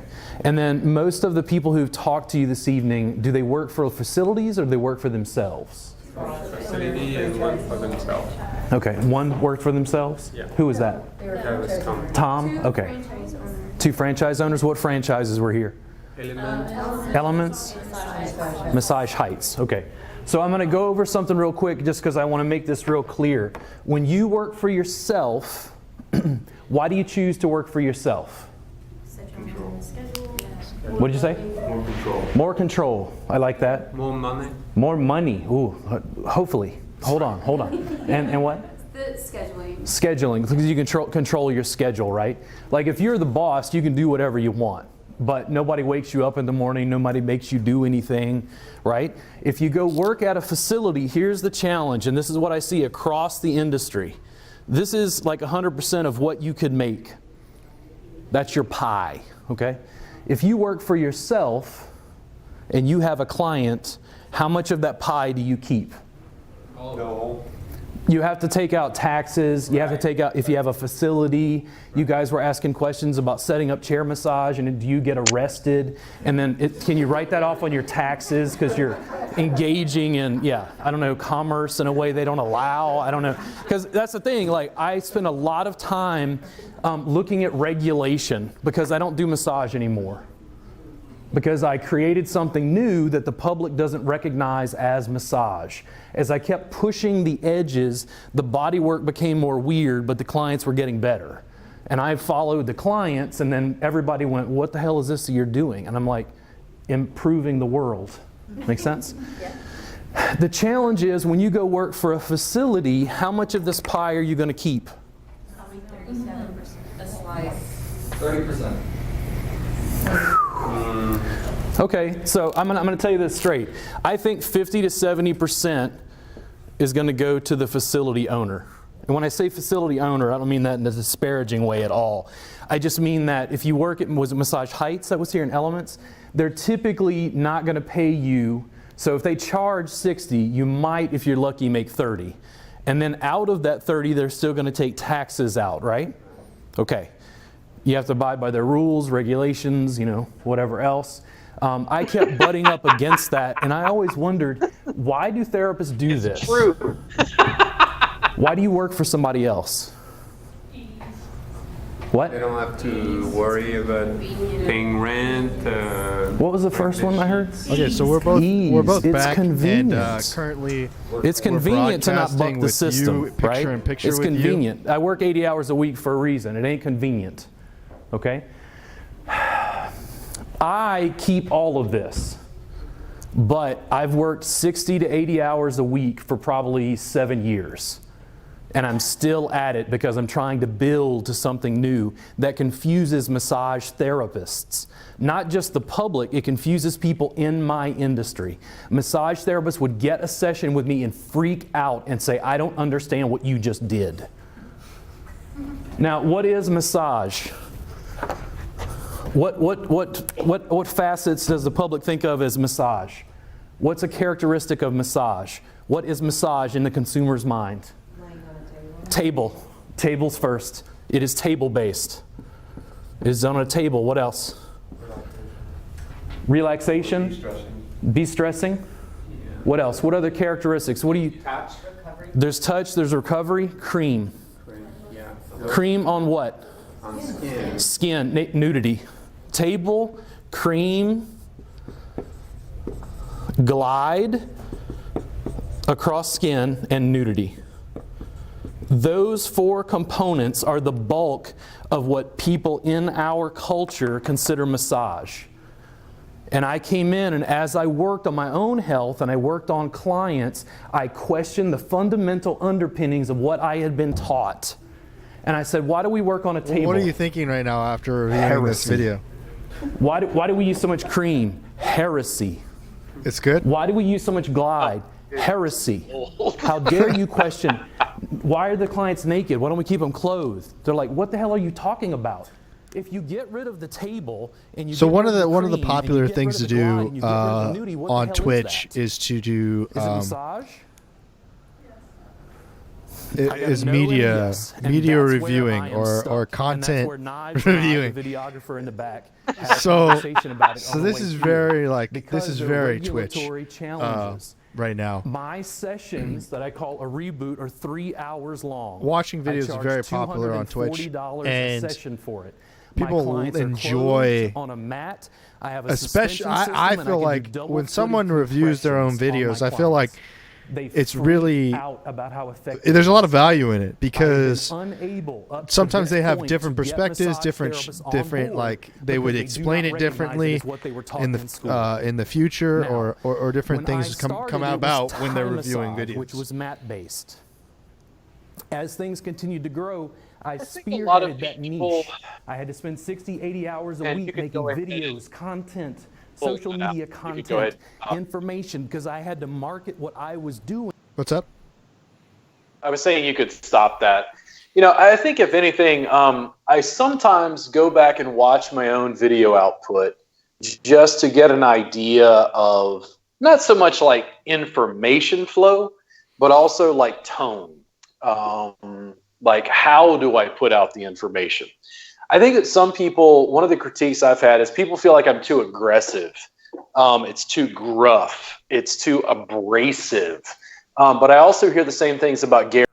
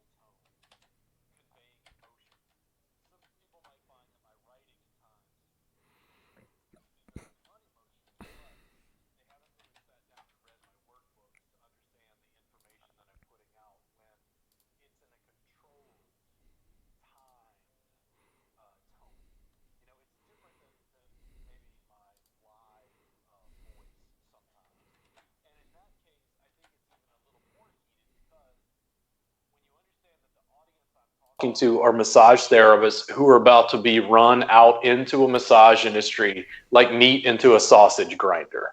It looks like Pink Floyd's The Wall. We don't need no education. We don't need no thought control. Straight into the sausage grinder. Well, here's the thing. Like for the past 5 minutes, for the past five minutes, technologically, your mic has been muted.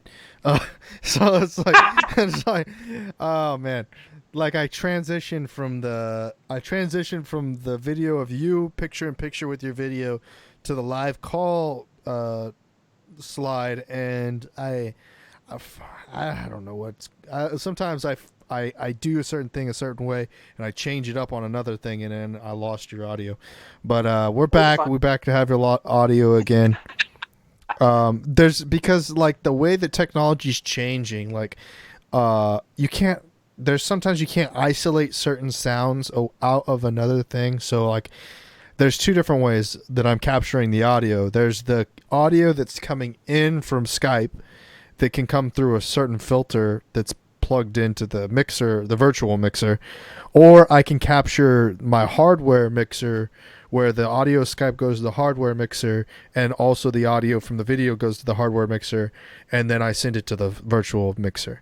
And so what happened was when I transferred, I don't have the hardware mixer set up in this particular source, so then I ended up having no audio. That's what happened there. If anybody was curious as to why there was no audio, but yeah, I mean technologically, it gives you the ability to do what we was talking about was that the addition of some of the things that I'm doing provides a different perspective for people to look into different avenues or whatever. Yeah. And I mean, it comes with the fact that this is something that I've enjoyed doing for quite a long time. 6 years less than you've been doing massage, I've been making these sorts of live videos. Like I started in 2008, 9-ish, trying to figure it out as a 15-year-old boy, like, how do you press this button and whatever. And there are some kids out there that are super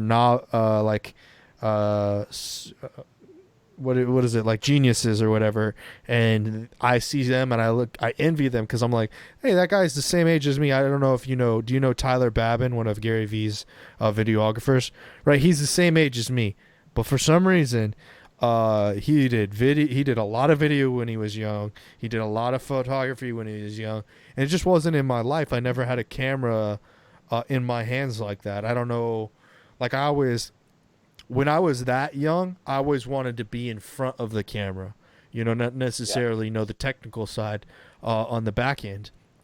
I was going to like auditions at the theater. I was doing plays I was taking theater classes in high school. I was taking technical, I was taking like not theater, but on camera acting classes in high school. And I was more in front of the camera at that time. And then I went to college and I learned all of the behind the scenes stuff. And that's when in college I was able to, start doing more of this like production stuff. And we talk about this all the time. And I think this is true of you as well. You have a high high neuro, what do you say? I have a of neuroplasticity. Yeah, neuroplasticity. Right. I think that initially you started as a massage therapist, traditional sense of like, I do this to get clients, and then somewhere along the line, you got a inspiration to like, hey, no. I'm pivoting within the industry, and I'm doing something different. I'm going to be educating. I'm going to be opening up a business. I'm going to be seeing my own clients. I'm going to be running my show, and other people are going to be a part of my show if they know what's right for them, or if they know what's good for them.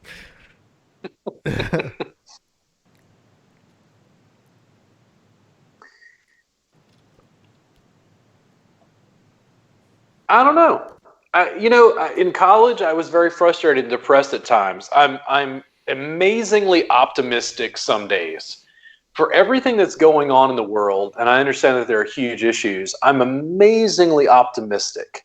I sometimes have challenges with the public as like the masses, but I love individuals. I noticed recently when we started podcast, there's something about me having conversations with people over dinner, Tony Bourdain style, like meeting people of other ethnicities, cultures, classes, sharing food, going into conversation. I really love individuals and the sort of connection and authenticity. I think that comes from body work, right? Because you're interacting with someone. In isolation, talking just with you, Trent. So we're having a conversation now, but we do stuff like this on the phone fairly regularly, just as business consulting, because we're trying to figure it out. I like sitting down with people and talking and trying to figure out life. What's going on in America right now? Yeah. Yeah. And I think that we kind of jumped into this live call show, and I'll be honest, I didn't know exactly how it was going to go. I didn't know if people would be able to understand what the value is of doing this. And I think over the course of like a few of these, maybe people will start understanding, hey, it says DM, direct message. Maybe I should be more specific. Direct message instead of DM. Maybe people don't understand whatever you call that, acronyms. And then a question, maybe people don't get the question or don't understand what a question is, that they can ask. Maybe they don't see that it's not just massage. It could be business. Yeah. It could be something outside of that. I think as much as I talk to therapists about what I'm teaching and the fact that they have to educate clients as their practice grows to be able to build their ideal practice, I think we have to educate students and colleagues about, what the potential is for a live call-in show within our industry. Because again, like I've never seen it. The other thing I really love about working with you is you really push my edges in a slightly different technological capacity where you're like, well, hey, let's do this. And I go, okay, when are we doing it? Yeah. It's like you come in and just throw a bunch of stuff at me and I have to respond live, which improvisation I do quite well with. So, how do you grow unless you test your edges? And how do you improve unless you give yourself new challenges? And how do you educate the market and allow your practice to grow and thrive if you're not willing to educate your clients? I think you have to do those things. Yeah, well, I can see why people kind of get like intimidated by this sort of thing because, like I said, like every single small change that I'm making, I have to be very cognizant in the moment because one thing could be off, like the audio, or one thing could be off, like the video, or maybe I accidentally show or leak, your information onto the website. Well, which is not a big deal. Like you could change your password or whatever. But if I were to some people keep their phone numbers very private. Some people keep their business and their personal line the same number. And maybe we can like talk about separating personal and business. Like the reason I laugh is because I got a phone call one morning and it was a little early for me. It might have been like 9:30. I tend to be a late sleeper. And I got a phone call and I think I had just woken up. I just unsilenced my phone and I see a number I don't recognize. I answer the phone and she's like, this lady is like, are you a sadist? I'm like, what? And essentially this lady's like, you were working on so-and-so and you were so mean. And I think it's somebody who found a YouTube video. I was working on someone. They decided I'm a sadist. I suspect some mental problems. And because my phone number is pretty public, she calls me, harasses me. So the line between personal and professional continues to evolve. Yeah. I mean, like, I have a difficult time because some people start thinking my business line is my personal line. So I've kind of given up in some aspects where, like, in certain situations I'll give my business line and in other situations I'll give my personal line. But at this point, they're about the same. Like, I mean, I generally just use one of the numbers. The other number is there because of streaming and using data and things like that where I need two devices in order to accomplish one goal. Some people are like, having two phones definitely defines you as a businessman. Having a clip on the hip defines you as a businessman.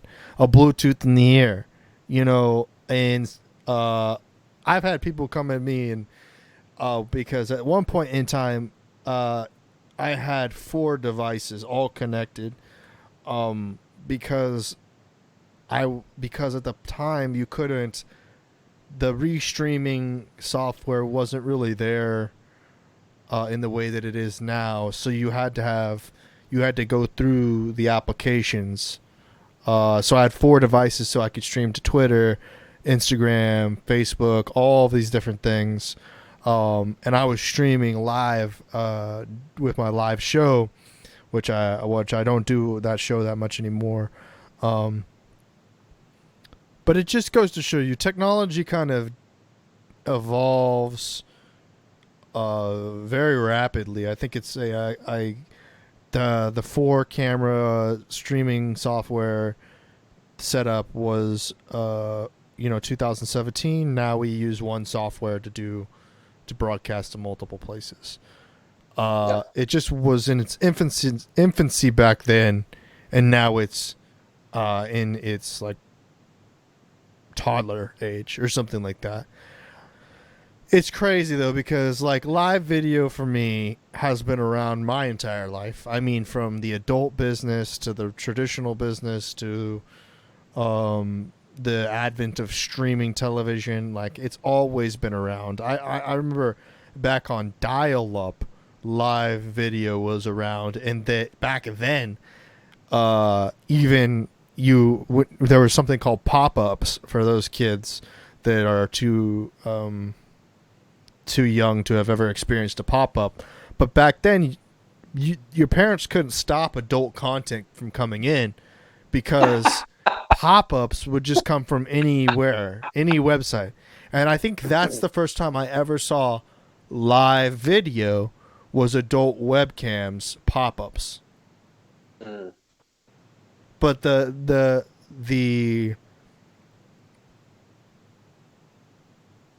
what's the word I'm looking for? Like, the understanding of live video has completely changed. The perception of live video has completely changed at this point. People don't just think of webcams, being online video anymore. I think they kind of are starting to understand that high production value studios are using studio cameras to do live video.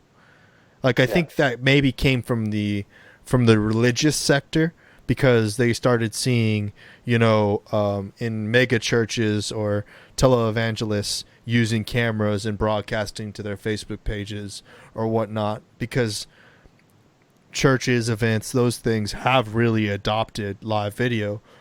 But from like a small business standpoint, not a lot of businesses are in the live video game. Yeah. Or live video business. It's like, we're evolving, and I suspect the entire culture will evolve as we do. But if we go in, Trent, and talk to people in the massage industry, and then sometimes in other industries, they feel like we have a totally developed platform. They're like, oh, that makes me really nervous going live, like just talking to people. Ooh, I've grown so completely accustomed to it. You can almost turn on the camera at any time. And I'm like, what? Oh, we're filming? Oh, okay. Hey guys, how y'all doing? Yeah. Like, it's just another day, Yeah. But I understand the mental transition people have to go through. I think that small businesses in particular are the ones I'm most interested in. I think small businesses have so many advantages because of smartphone technologies, video and audio capacity. Yeah, I mean, just so that we're not being, jaded or biased in any way, let's talk about some of the problems. Like, clearly we're trying to get our Shopify onto our Facebook, right? And it's just giving us headaches. And and it's not, when we say they, it's not like a real person is picking us out of the crowd and trying to oppress us or anything like that. It's automation. It's a bot. It's the man. The man is trying to keep us down. Exactly. Yeah.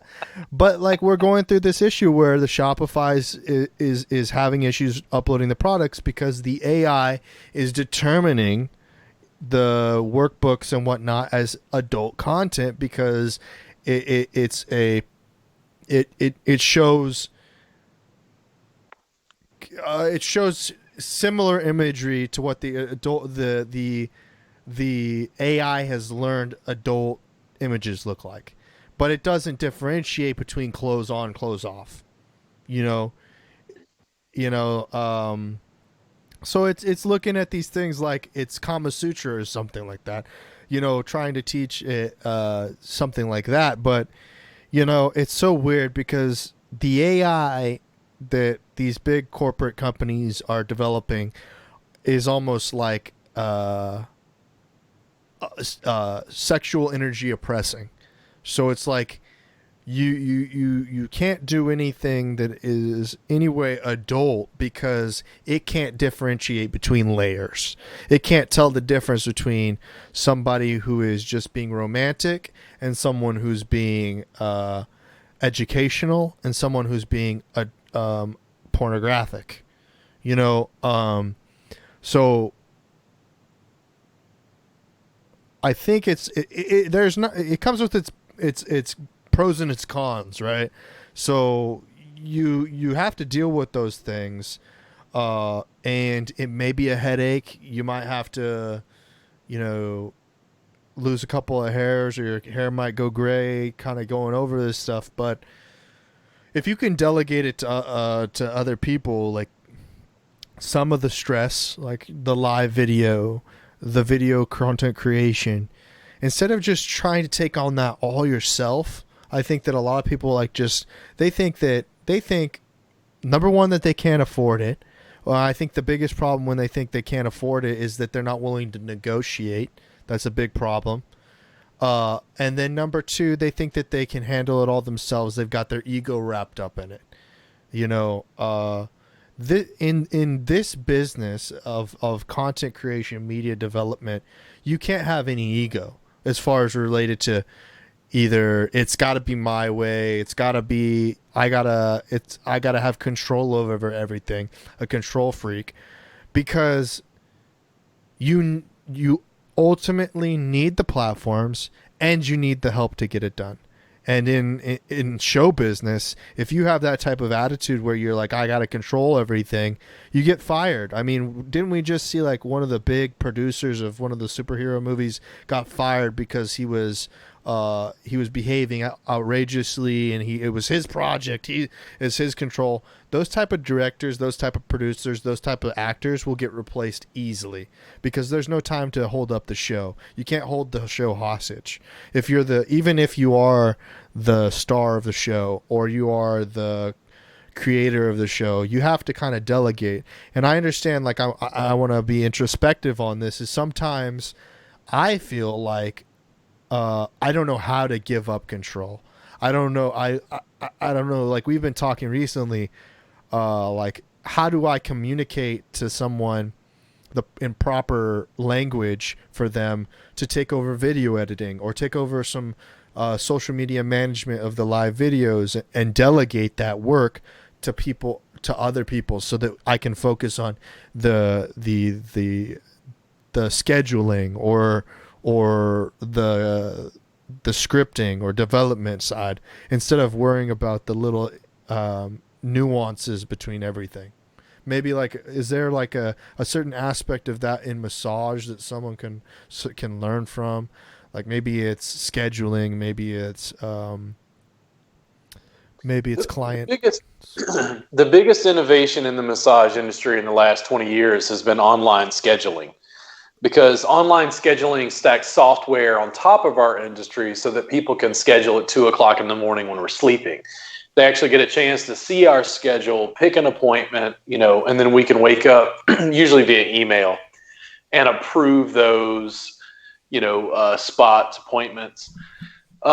There's so much that you really have to learn to delegate. And for me, I've been very lucky to work with people like you, Trent, where they come in to solve a specific problem, but a good colleague looks at the overall business and says, oh man, listen, I could do this over here. Oh man, we could approve this over here. And you work together as a team to try to problem solve and build.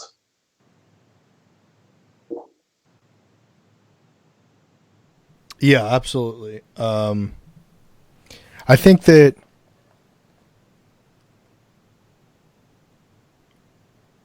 people, it's such a slow learning process when it comes to business. I think personally, people who are very, like, business is one thing and personal is another, are able to, differentiate. Like, they go to work 8 to 5, and after they get off to 8 to 5, they go and have some drinks, and they don't think about business. They don't think about the work.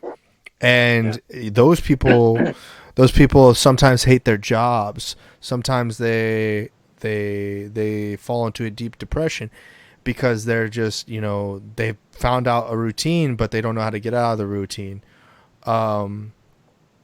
or put themselves in a better position within the routine. And I think that,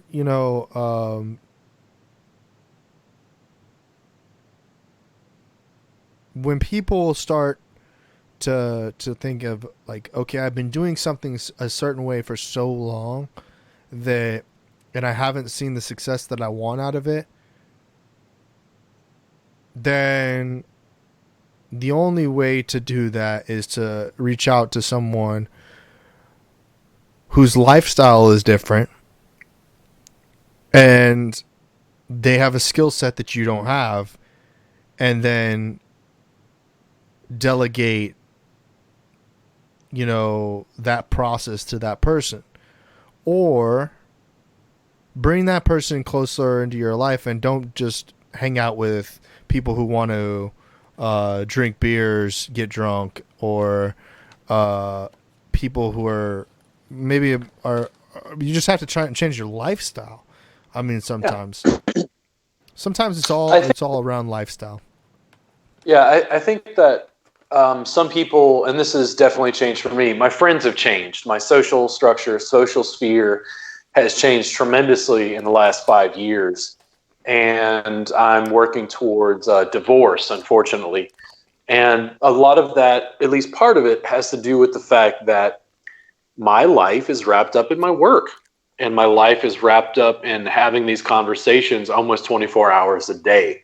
It doesn't mean I don't take a break and go see Joker or see some film or, watch Netflix or play poker. I still have a social life with friends. It doesn't involve work, but not much. I work pretty incessantly, but I think that's very common for entrepreneurs who are very taken with what they do. Mine is a sort of almost spiritual fervor combined with business. When people talk to me and say that Gary Vee's too aggressive, I'm like, oh, you still work for somebody else. Oh, you're not really an entrepreneur. You don't understand. I watch Gary Vee's content and see Gary Vee go to garage sales and buy cars, little model cars, and like flip. And he's like, yo, bro, I bought this whole box for $40. This one car is worth $47. It's like, and you can tell he's excited about that process. And, if you talk to me about delegation, if you talk to me about infrastructure, if you talk to me about networking, those words slowly start to mean something much more positive. But initially it was kind of like, networking, infrastructure, that doesn't sound like fun. Once you start to understand that your capacity to delegate, network, and build infrastructure means you have more freedom, you have more income, your business grows, you have more options. We're at a point where we're like, okay, how do we scale our subscription service worldwide? That's our challenge. I talked to you last night, I think it was last night or the night before, Trent, about, what happens when I make enough money where we can fly you along to class in Atlanta and then you're filming class. New options, better content, better production value, more outsourcing, more freedom, more vacation time eventually. Yeah. Those are the things that drive me to work 80 hours a week that I know that a lot of people don't quite understand yet. But I think years from now, they'll go, oh, because I think you and I as entrepreneurs, because I think of you as very entrepreneurial. I don't know if you know that or not. I don't think of you as an employee, for instance, even though you're a contractor. You're building your own business alongside mine, and we're having these conversations because we're charting a trajectory that looks very different than other people. When other people see my behavior, they're like, I don't understand. What the hell is this guy doing? He's a massage therapist, but now he's doing a live call show. And our first live call show is 2.5 hours in and nobody called in. It's like, well, you got to break stuff to get somewhere new. You have to challenge yourself, push your edges. You have to, in the short term, people see my behavior and it looks weird. because they don't understand that I'm not trying to go the 9 to 5 route of I'm going to retire when I'm 50. That's not what I'm doing. Yeah. I'm doing an entrepreneurial thing that could just blow up in my face. Yeah. But the 9 to 5 gig, even the idea of having a boss, holy moly. I can't even imagine going, okay, boss, what do you want me to do?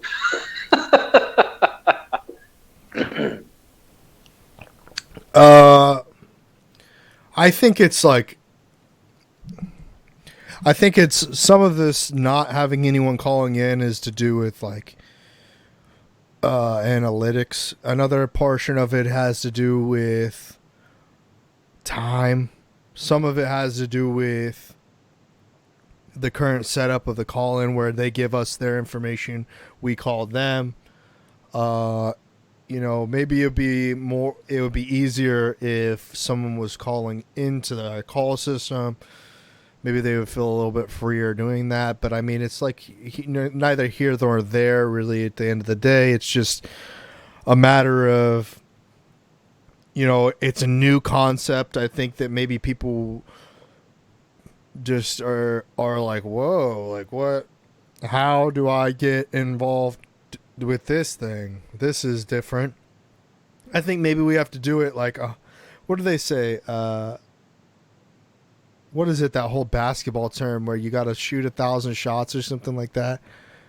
Or something like that. But like, I mean, it does give a chance for me to talk to you about certainly practical things that we're doing in the business. And it also gives me a chance to talk about subjects outside of massage that maybe can be applied to massage, like video, not politics, but current events, larger subjects that may influence massage in some way because of maybe the cultural belief systems or observations or perspectives applied to touch-based industries, whether that's being a doctor or being a physical therapist or being a massage therapist, being a babysitter, or whatever industry you're in, to tailoring, barber, whatever it may be. Just think of any service industry, and I'm sure there's some form of touch involved.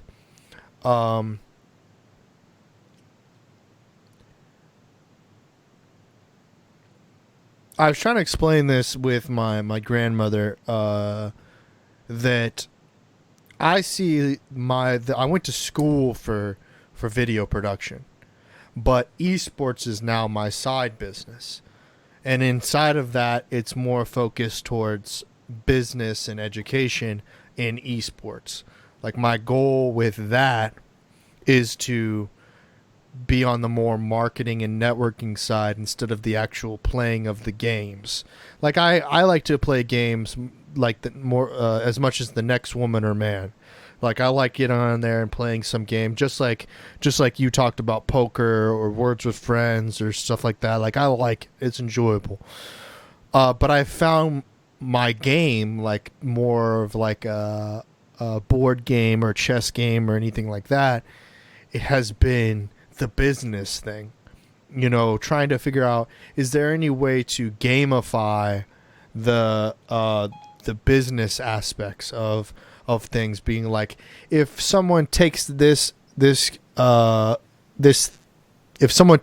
test, they receive credits, and these credits provide, you know, achievements, or it provides experience in becoming a podcaster or a live streamer, an esports athlete, or whatever thing it is, and they can gradually gain that experience and track their experience as they go. So that's why I kind of see like some of the things of my side business relating to the massage education business that you've built, because you've gamified massage. Like I think that when we talk about like on a larger scale at this time, but we're gradually catching up and on our way, is like soothe or zeal. Like they've built their systems, they have gamified the massage industry. And we've just attacked it from a different route. Instead of going from the client aspects, we're attacking it from the practitioner aspect. Yeah. Well, one of the reasons I went into education, and I've had people say stuff before like those who can do and those who can't teach. Yeah. And I've wondered about that over time, because I started to teach because I understood that fundamentally what I was doing was unavailable. And I was only going to work on a very small number of people because there's only so many hours in a day. That meant to scale the work out. Well, I had a million colleagues who were like, my hands hurt. My clients are coming in pain. I can't help them.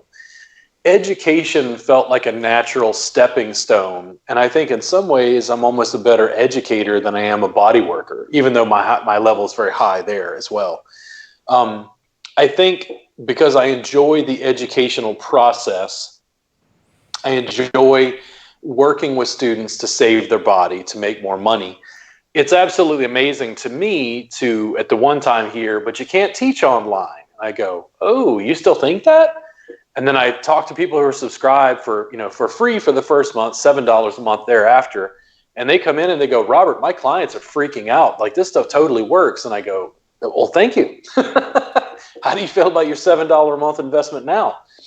That is a very exciting process.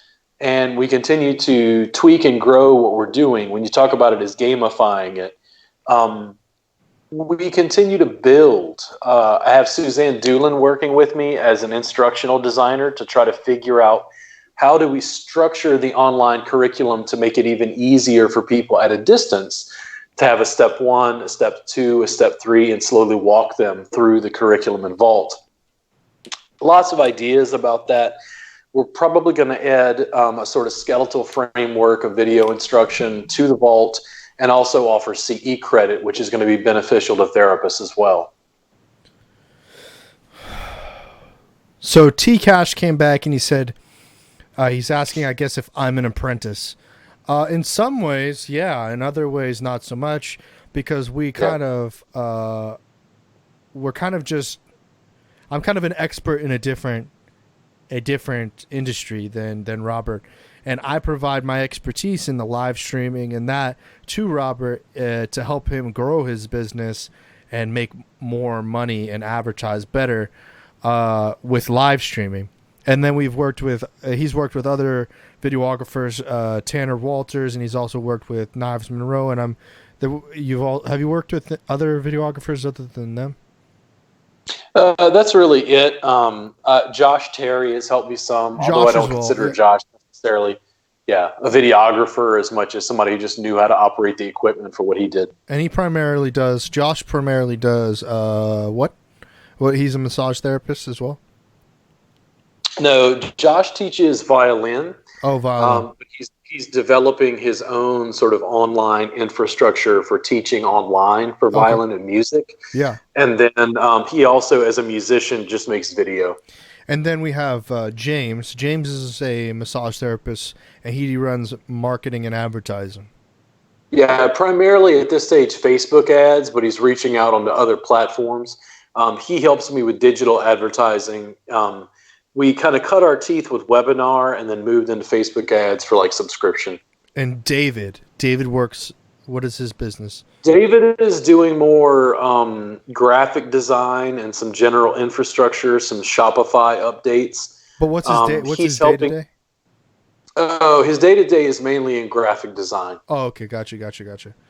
And his name is Padilla, right? Or David Padilla? Yeah, David Padilla, yeah. And so James' last name, I forgot what it was. Smith. What was it? Smith. David Smith. James Smith. And then David Padilla, Josh Terry, Knives Monroe. And am I missing anything? Anybody? You just... I don't think Susan. So. Susan. Yeah, Suzanne Doolin came on recently because she's helping me with instructional design. there are a lot of other little people here and there that help with, various tasks and things. Like I have to get a new accountant, bookkeeper, that sort of thing, just business stuff. Yeah.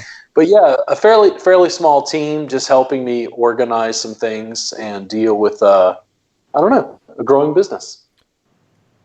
What was the main reason that you didn't go down the route of starting a business and getting, a brick and mortar and getting other licensed massage therapists to work for you and just seeing clients? Yeah. One, I had a private home studio with very little overhead, which meant I could see clients, build my practice incrementally, continue to grow. Once you got to the point where you started thinking about expansion, I realized that the work I was teaching was unavailable. And here's what was going to happen. If I opened a brick and mortar doing what I do, I had to teach them and I had to open a facility and have higher overhead. Whereas if I just taught them, I can make more income. I can diversify revenue streams. I can build what I do, but I'm not reliant on other massage therapists. That's one of the sticking points. Many in our industry, they see success as hiring therapists, having independent contractors, running a facility. I think brick and mortar primarily, and I understand this in retrospect, brick and mortar is primarily a real estate-based business. You make money when you own the real estate. And if you don't believe me, you can watch The Founder about Ray Kroc and figure out why McDonald's is what it is today. Managing other therapists who just want a job. So I would teach a class. This would happen regularly, by the way. I would teach a class. The students are completely blown away by this mat work. This is a totally innovative way to work. It saves their hands. It's great for the clients. Wow, this is amazing. I want to do this. And they'd realize, there's no massage place that would allow me to do Thai massage that's mat-based. Then they'd say, to me, I'm teaching. They're like, when are you going to open a place? I got that enough that I started to get confused. And I'm like, wait a second, why are you asking me when I'm going to open a place? And they're like, well, I want you to give me a job. And I went, because here's what they don't want to do. They don't want to build their own business. It's too much work. So what they want me to do is pay for the overhead for the facility, pay for the electricity, pay for the rent, pay for the mortgage, pay for the house cleaning, advertising, taxes. It adds a huge degree of complexity. Or I could continue educating. And here's what happened for me, especially because of James initially. We had workbooks and DVDs, and workbooks and DVDs started to ship. And you realize, wow, I can ship stuff like across country lines, across state lines. I can ship to Argentina if I need to. Then you had digital product. And once we had digital product, something shifted. And I realized, wow, like you really have the potential for like a global reach. But my team doesn't have to be over 5 people. And for me, what that means is I could build a large following. I could have those conversations with you, Trent, about traveling with me to go to a class to film and teach and upload. But mainly, you're running a digital business with far less headache because you're not dealing with a brick and mortar facility. You're not dealing with amazingly high overhead. You're dealing with digital distribution that puts the message out on a much larger global scale for a fraction of the cost. And frankly, everybody else was already running brick and mortar. It was like, what's the advantage to me? And I ask students this in class. It's like, well, what do you want to do? And if the students say they want to work for themselves, I'm like, go work for yourself. In other words, what are your dreams? I don't really get excited about brick and mortar. I get very excited about, what are you doing? Oh, well, we have a subscription service that we're trying to scale globally. That makes me very excited. Having a building and dealing with rent and employees and like management, not so much. T-Catch just made it funny. He said, Rick and Morty, you don't want a Rick and Morty? Oh, really? How does he reference that? I've only watched the first couple seasons of Rick and Morty. No, brick and mortar. Rick and Morty. Rick and Morty. Oh, okay. Yeah. So we also have conversations about whether I'll ever have a brick and mortar, and that may happen eventually. Yeah. But right now, I think that's part of the confusion is we're really running a digital business model in an analog industry. They don't understand quite yet what's going on, but I suspect based on what we've seen that everything is going to continue to grow, our outreach is going to grow, and I'm not unwilling to make mistakes and just document that entire process. Yeah. It's a weird thing, this live call show. It's like, I'm not sure whether like the platforms are just distributing it very oddly, but like it seems like when we broadcast at night, when we broadcast time massage jams, we get 20, 30 people on the live feed. With these type of things, the podcast, we don't get a lot of people in, and I don't know whether that's because it's not at night or like what the deal is. Yeah, I'm not sure. And that's where you test. Yeah. We don't really know, I mean, today's Saturday, right? Yeah, it's Saturday. Yeah, that's another thing about being an entrepreneur. You won't know what day of the week it is because it's another work day. People in the massage industry, often Saturdays are very busy. They're working. So they're likely going to catch this recording after the fact. Picking best day and time, it also depends on where your audience is, primarily with people in the United States. But there's a lot of factors in regards to reach, in regards to schedules. It's never going to work for everybody. That's what I figured out from teaching in-person classes. But you just continue to build with what you got. Well, I was thinking while we were talking there, is like, I was wondering how these big streamers get a lot of numbers in their channels, whether it's on Twitch, Facebook, or YouTube. And I'm just kind of wondering, is it like, what was it? Comments, likes, and shares.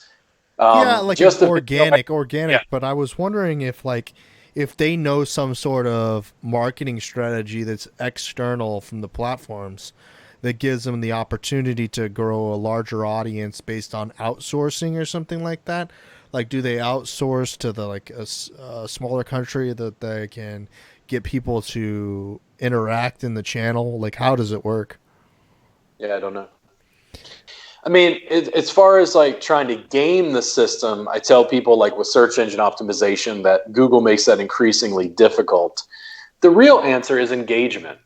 It's having people like your content, share your content, comment on your content, engage with you. The more that they see that, the larger it grows.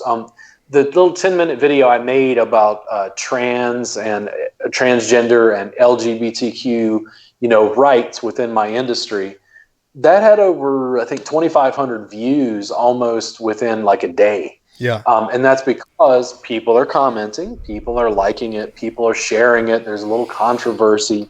People are going back and forth and talking about it underneath the video. Yeah. And that's kind of what you're looking for. I got removed from a couple of Washington State massage groups because I posted a video of me sitting on a colleague as a technique that's commonly used in Thai massage. And they had all these questions about informed consent and booted me from the group because they said it didn't get informed consent. To me, it was near a case of like slander. They're talking about me, but not really having any context. But what they don't understand, I think, is the degree of thought that I put into what I release. And I was intentionally trying to polarize the audience by even releasing that. I've been doing that for the last 16 years. They're only now seeing it on video because we built enough of a base of support where I'm starting to polarize the audience and say, okay, who really wants what I do and who really wants to complain? Because if you don't like my content, you don't know how much joy I get out of you leaving negative comments on my video because Facebook shows it to more people. Thank you very much. That's so weird. Just as you said that, somebody tuned in on Facebook.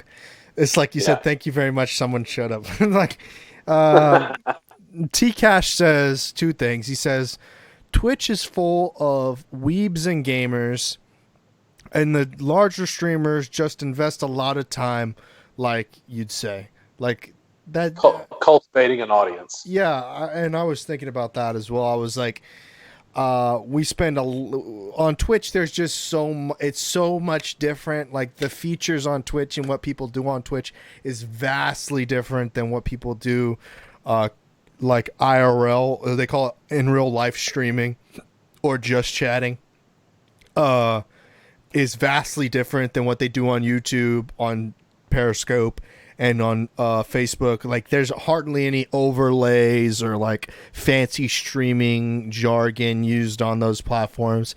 And honestly, I think it's partially due to not have a lot of investment from those other platforms in streaming, whereas Twitch is like primarily streaming like platform. It's been huge success. And I mean, since they moved to back in 2015, it was illegal on the website to do what we're doing right now.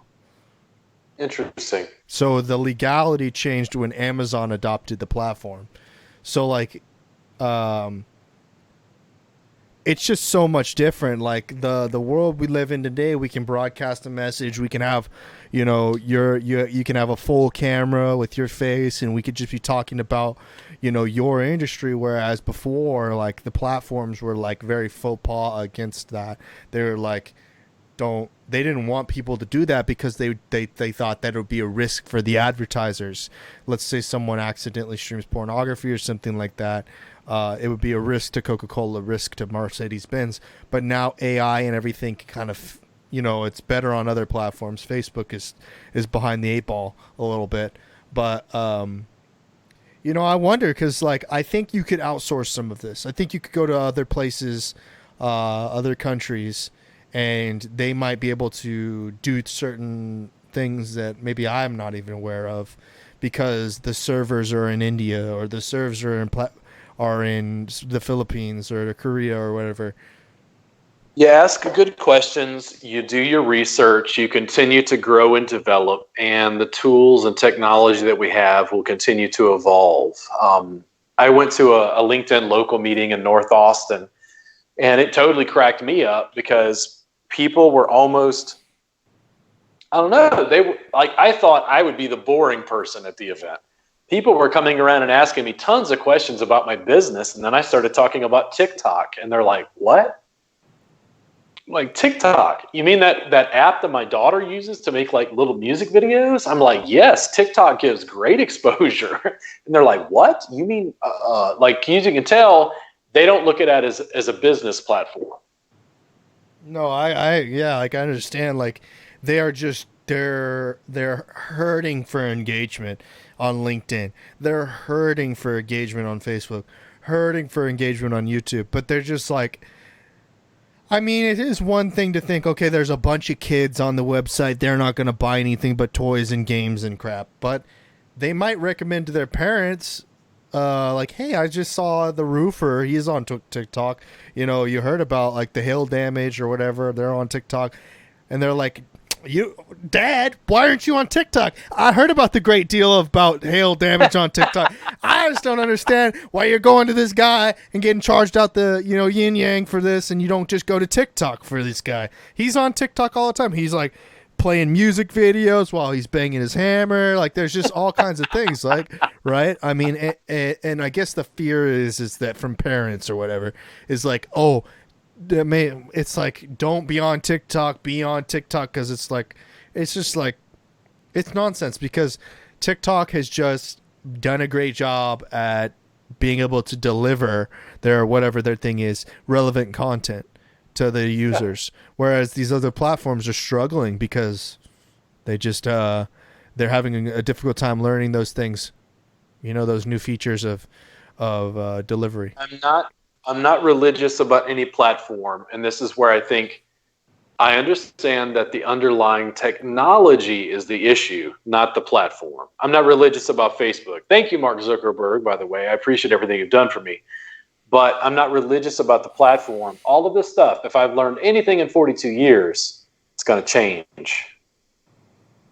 Yeah. And it's like when it changes, man, like when I hear business people complain, massage therapists mainly, because that's my industry, It's like, well, I can't get clients. And then I'm like, dude, your smartphone allows you more outreach than any human has ever had in human history. It is way easier to build a business in 2019 than in any other time we've lived, period. End of story.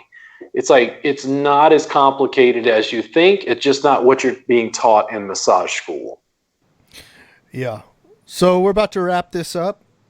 This was our first live call show. We did it. Call show with no live call. we're gonna be trying to do this more, and maybe we'll get better at the advertising in future. Maybe we'll figure out certain ways to get people to get on board. Maybe we just need a direct line so that people can call in on that line from wherever in the world they are. 1-800 number, or maybe a local number. I don't know. We'll figure that out.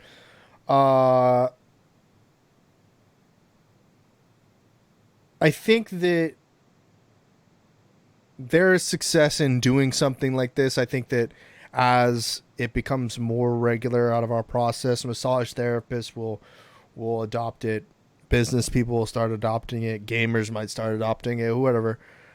It's all just a step-by-step process and getting more exposure. Yeah, this takes time. So on the way out here, do you have anything you'd like to finalize with? Probably down below, there are links to the subscription service. Go ahead and subscribe for your first month for free. Also, whatever social media platforms you want to follow me on, feel free. I'm on most platforms, YouTube, Instagram, Snapchat, Twitter, TikTok, Facebook, pretty out there. So go ahead and just follow me wherever you are and get on our subscription service so you can get that exclusive access through the private Facebook group. When can we expect to do another one of these? Are we going to have at a regular Saturday thing? I don't know. Let's talk about schedules and see what we can do. See if we maybe want to do it in the evening. We can kind of play with times and dates, see if we can iron something out we can do fairly consistently. The challenge I have right now, too, is class schedules are getting in the way. Yeah, for sure. And is there anything that you would like to do differently on the next version? Is there something you'd like to add to it? We can talk about it.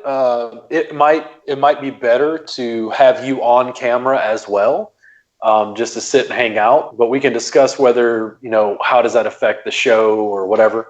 But I think it's also brand building for you. Yeah, I could see that. Yeah, for sure. I just want to make sure that people don't confuse who Robert is and who Trent is, by adding more things, because well, as the podcast, I have like a still frame where it's like, this is this person, this is that person. With this moving stuff, sometimes it'll get out of sync. But yeah, that's about it, guys. We're going to be wrapping up right now. Thank you guys for tuning in. Much appreciated. Follow us on all platforms. Links are in the description above or the description above or below. And we appreciate it, you guys.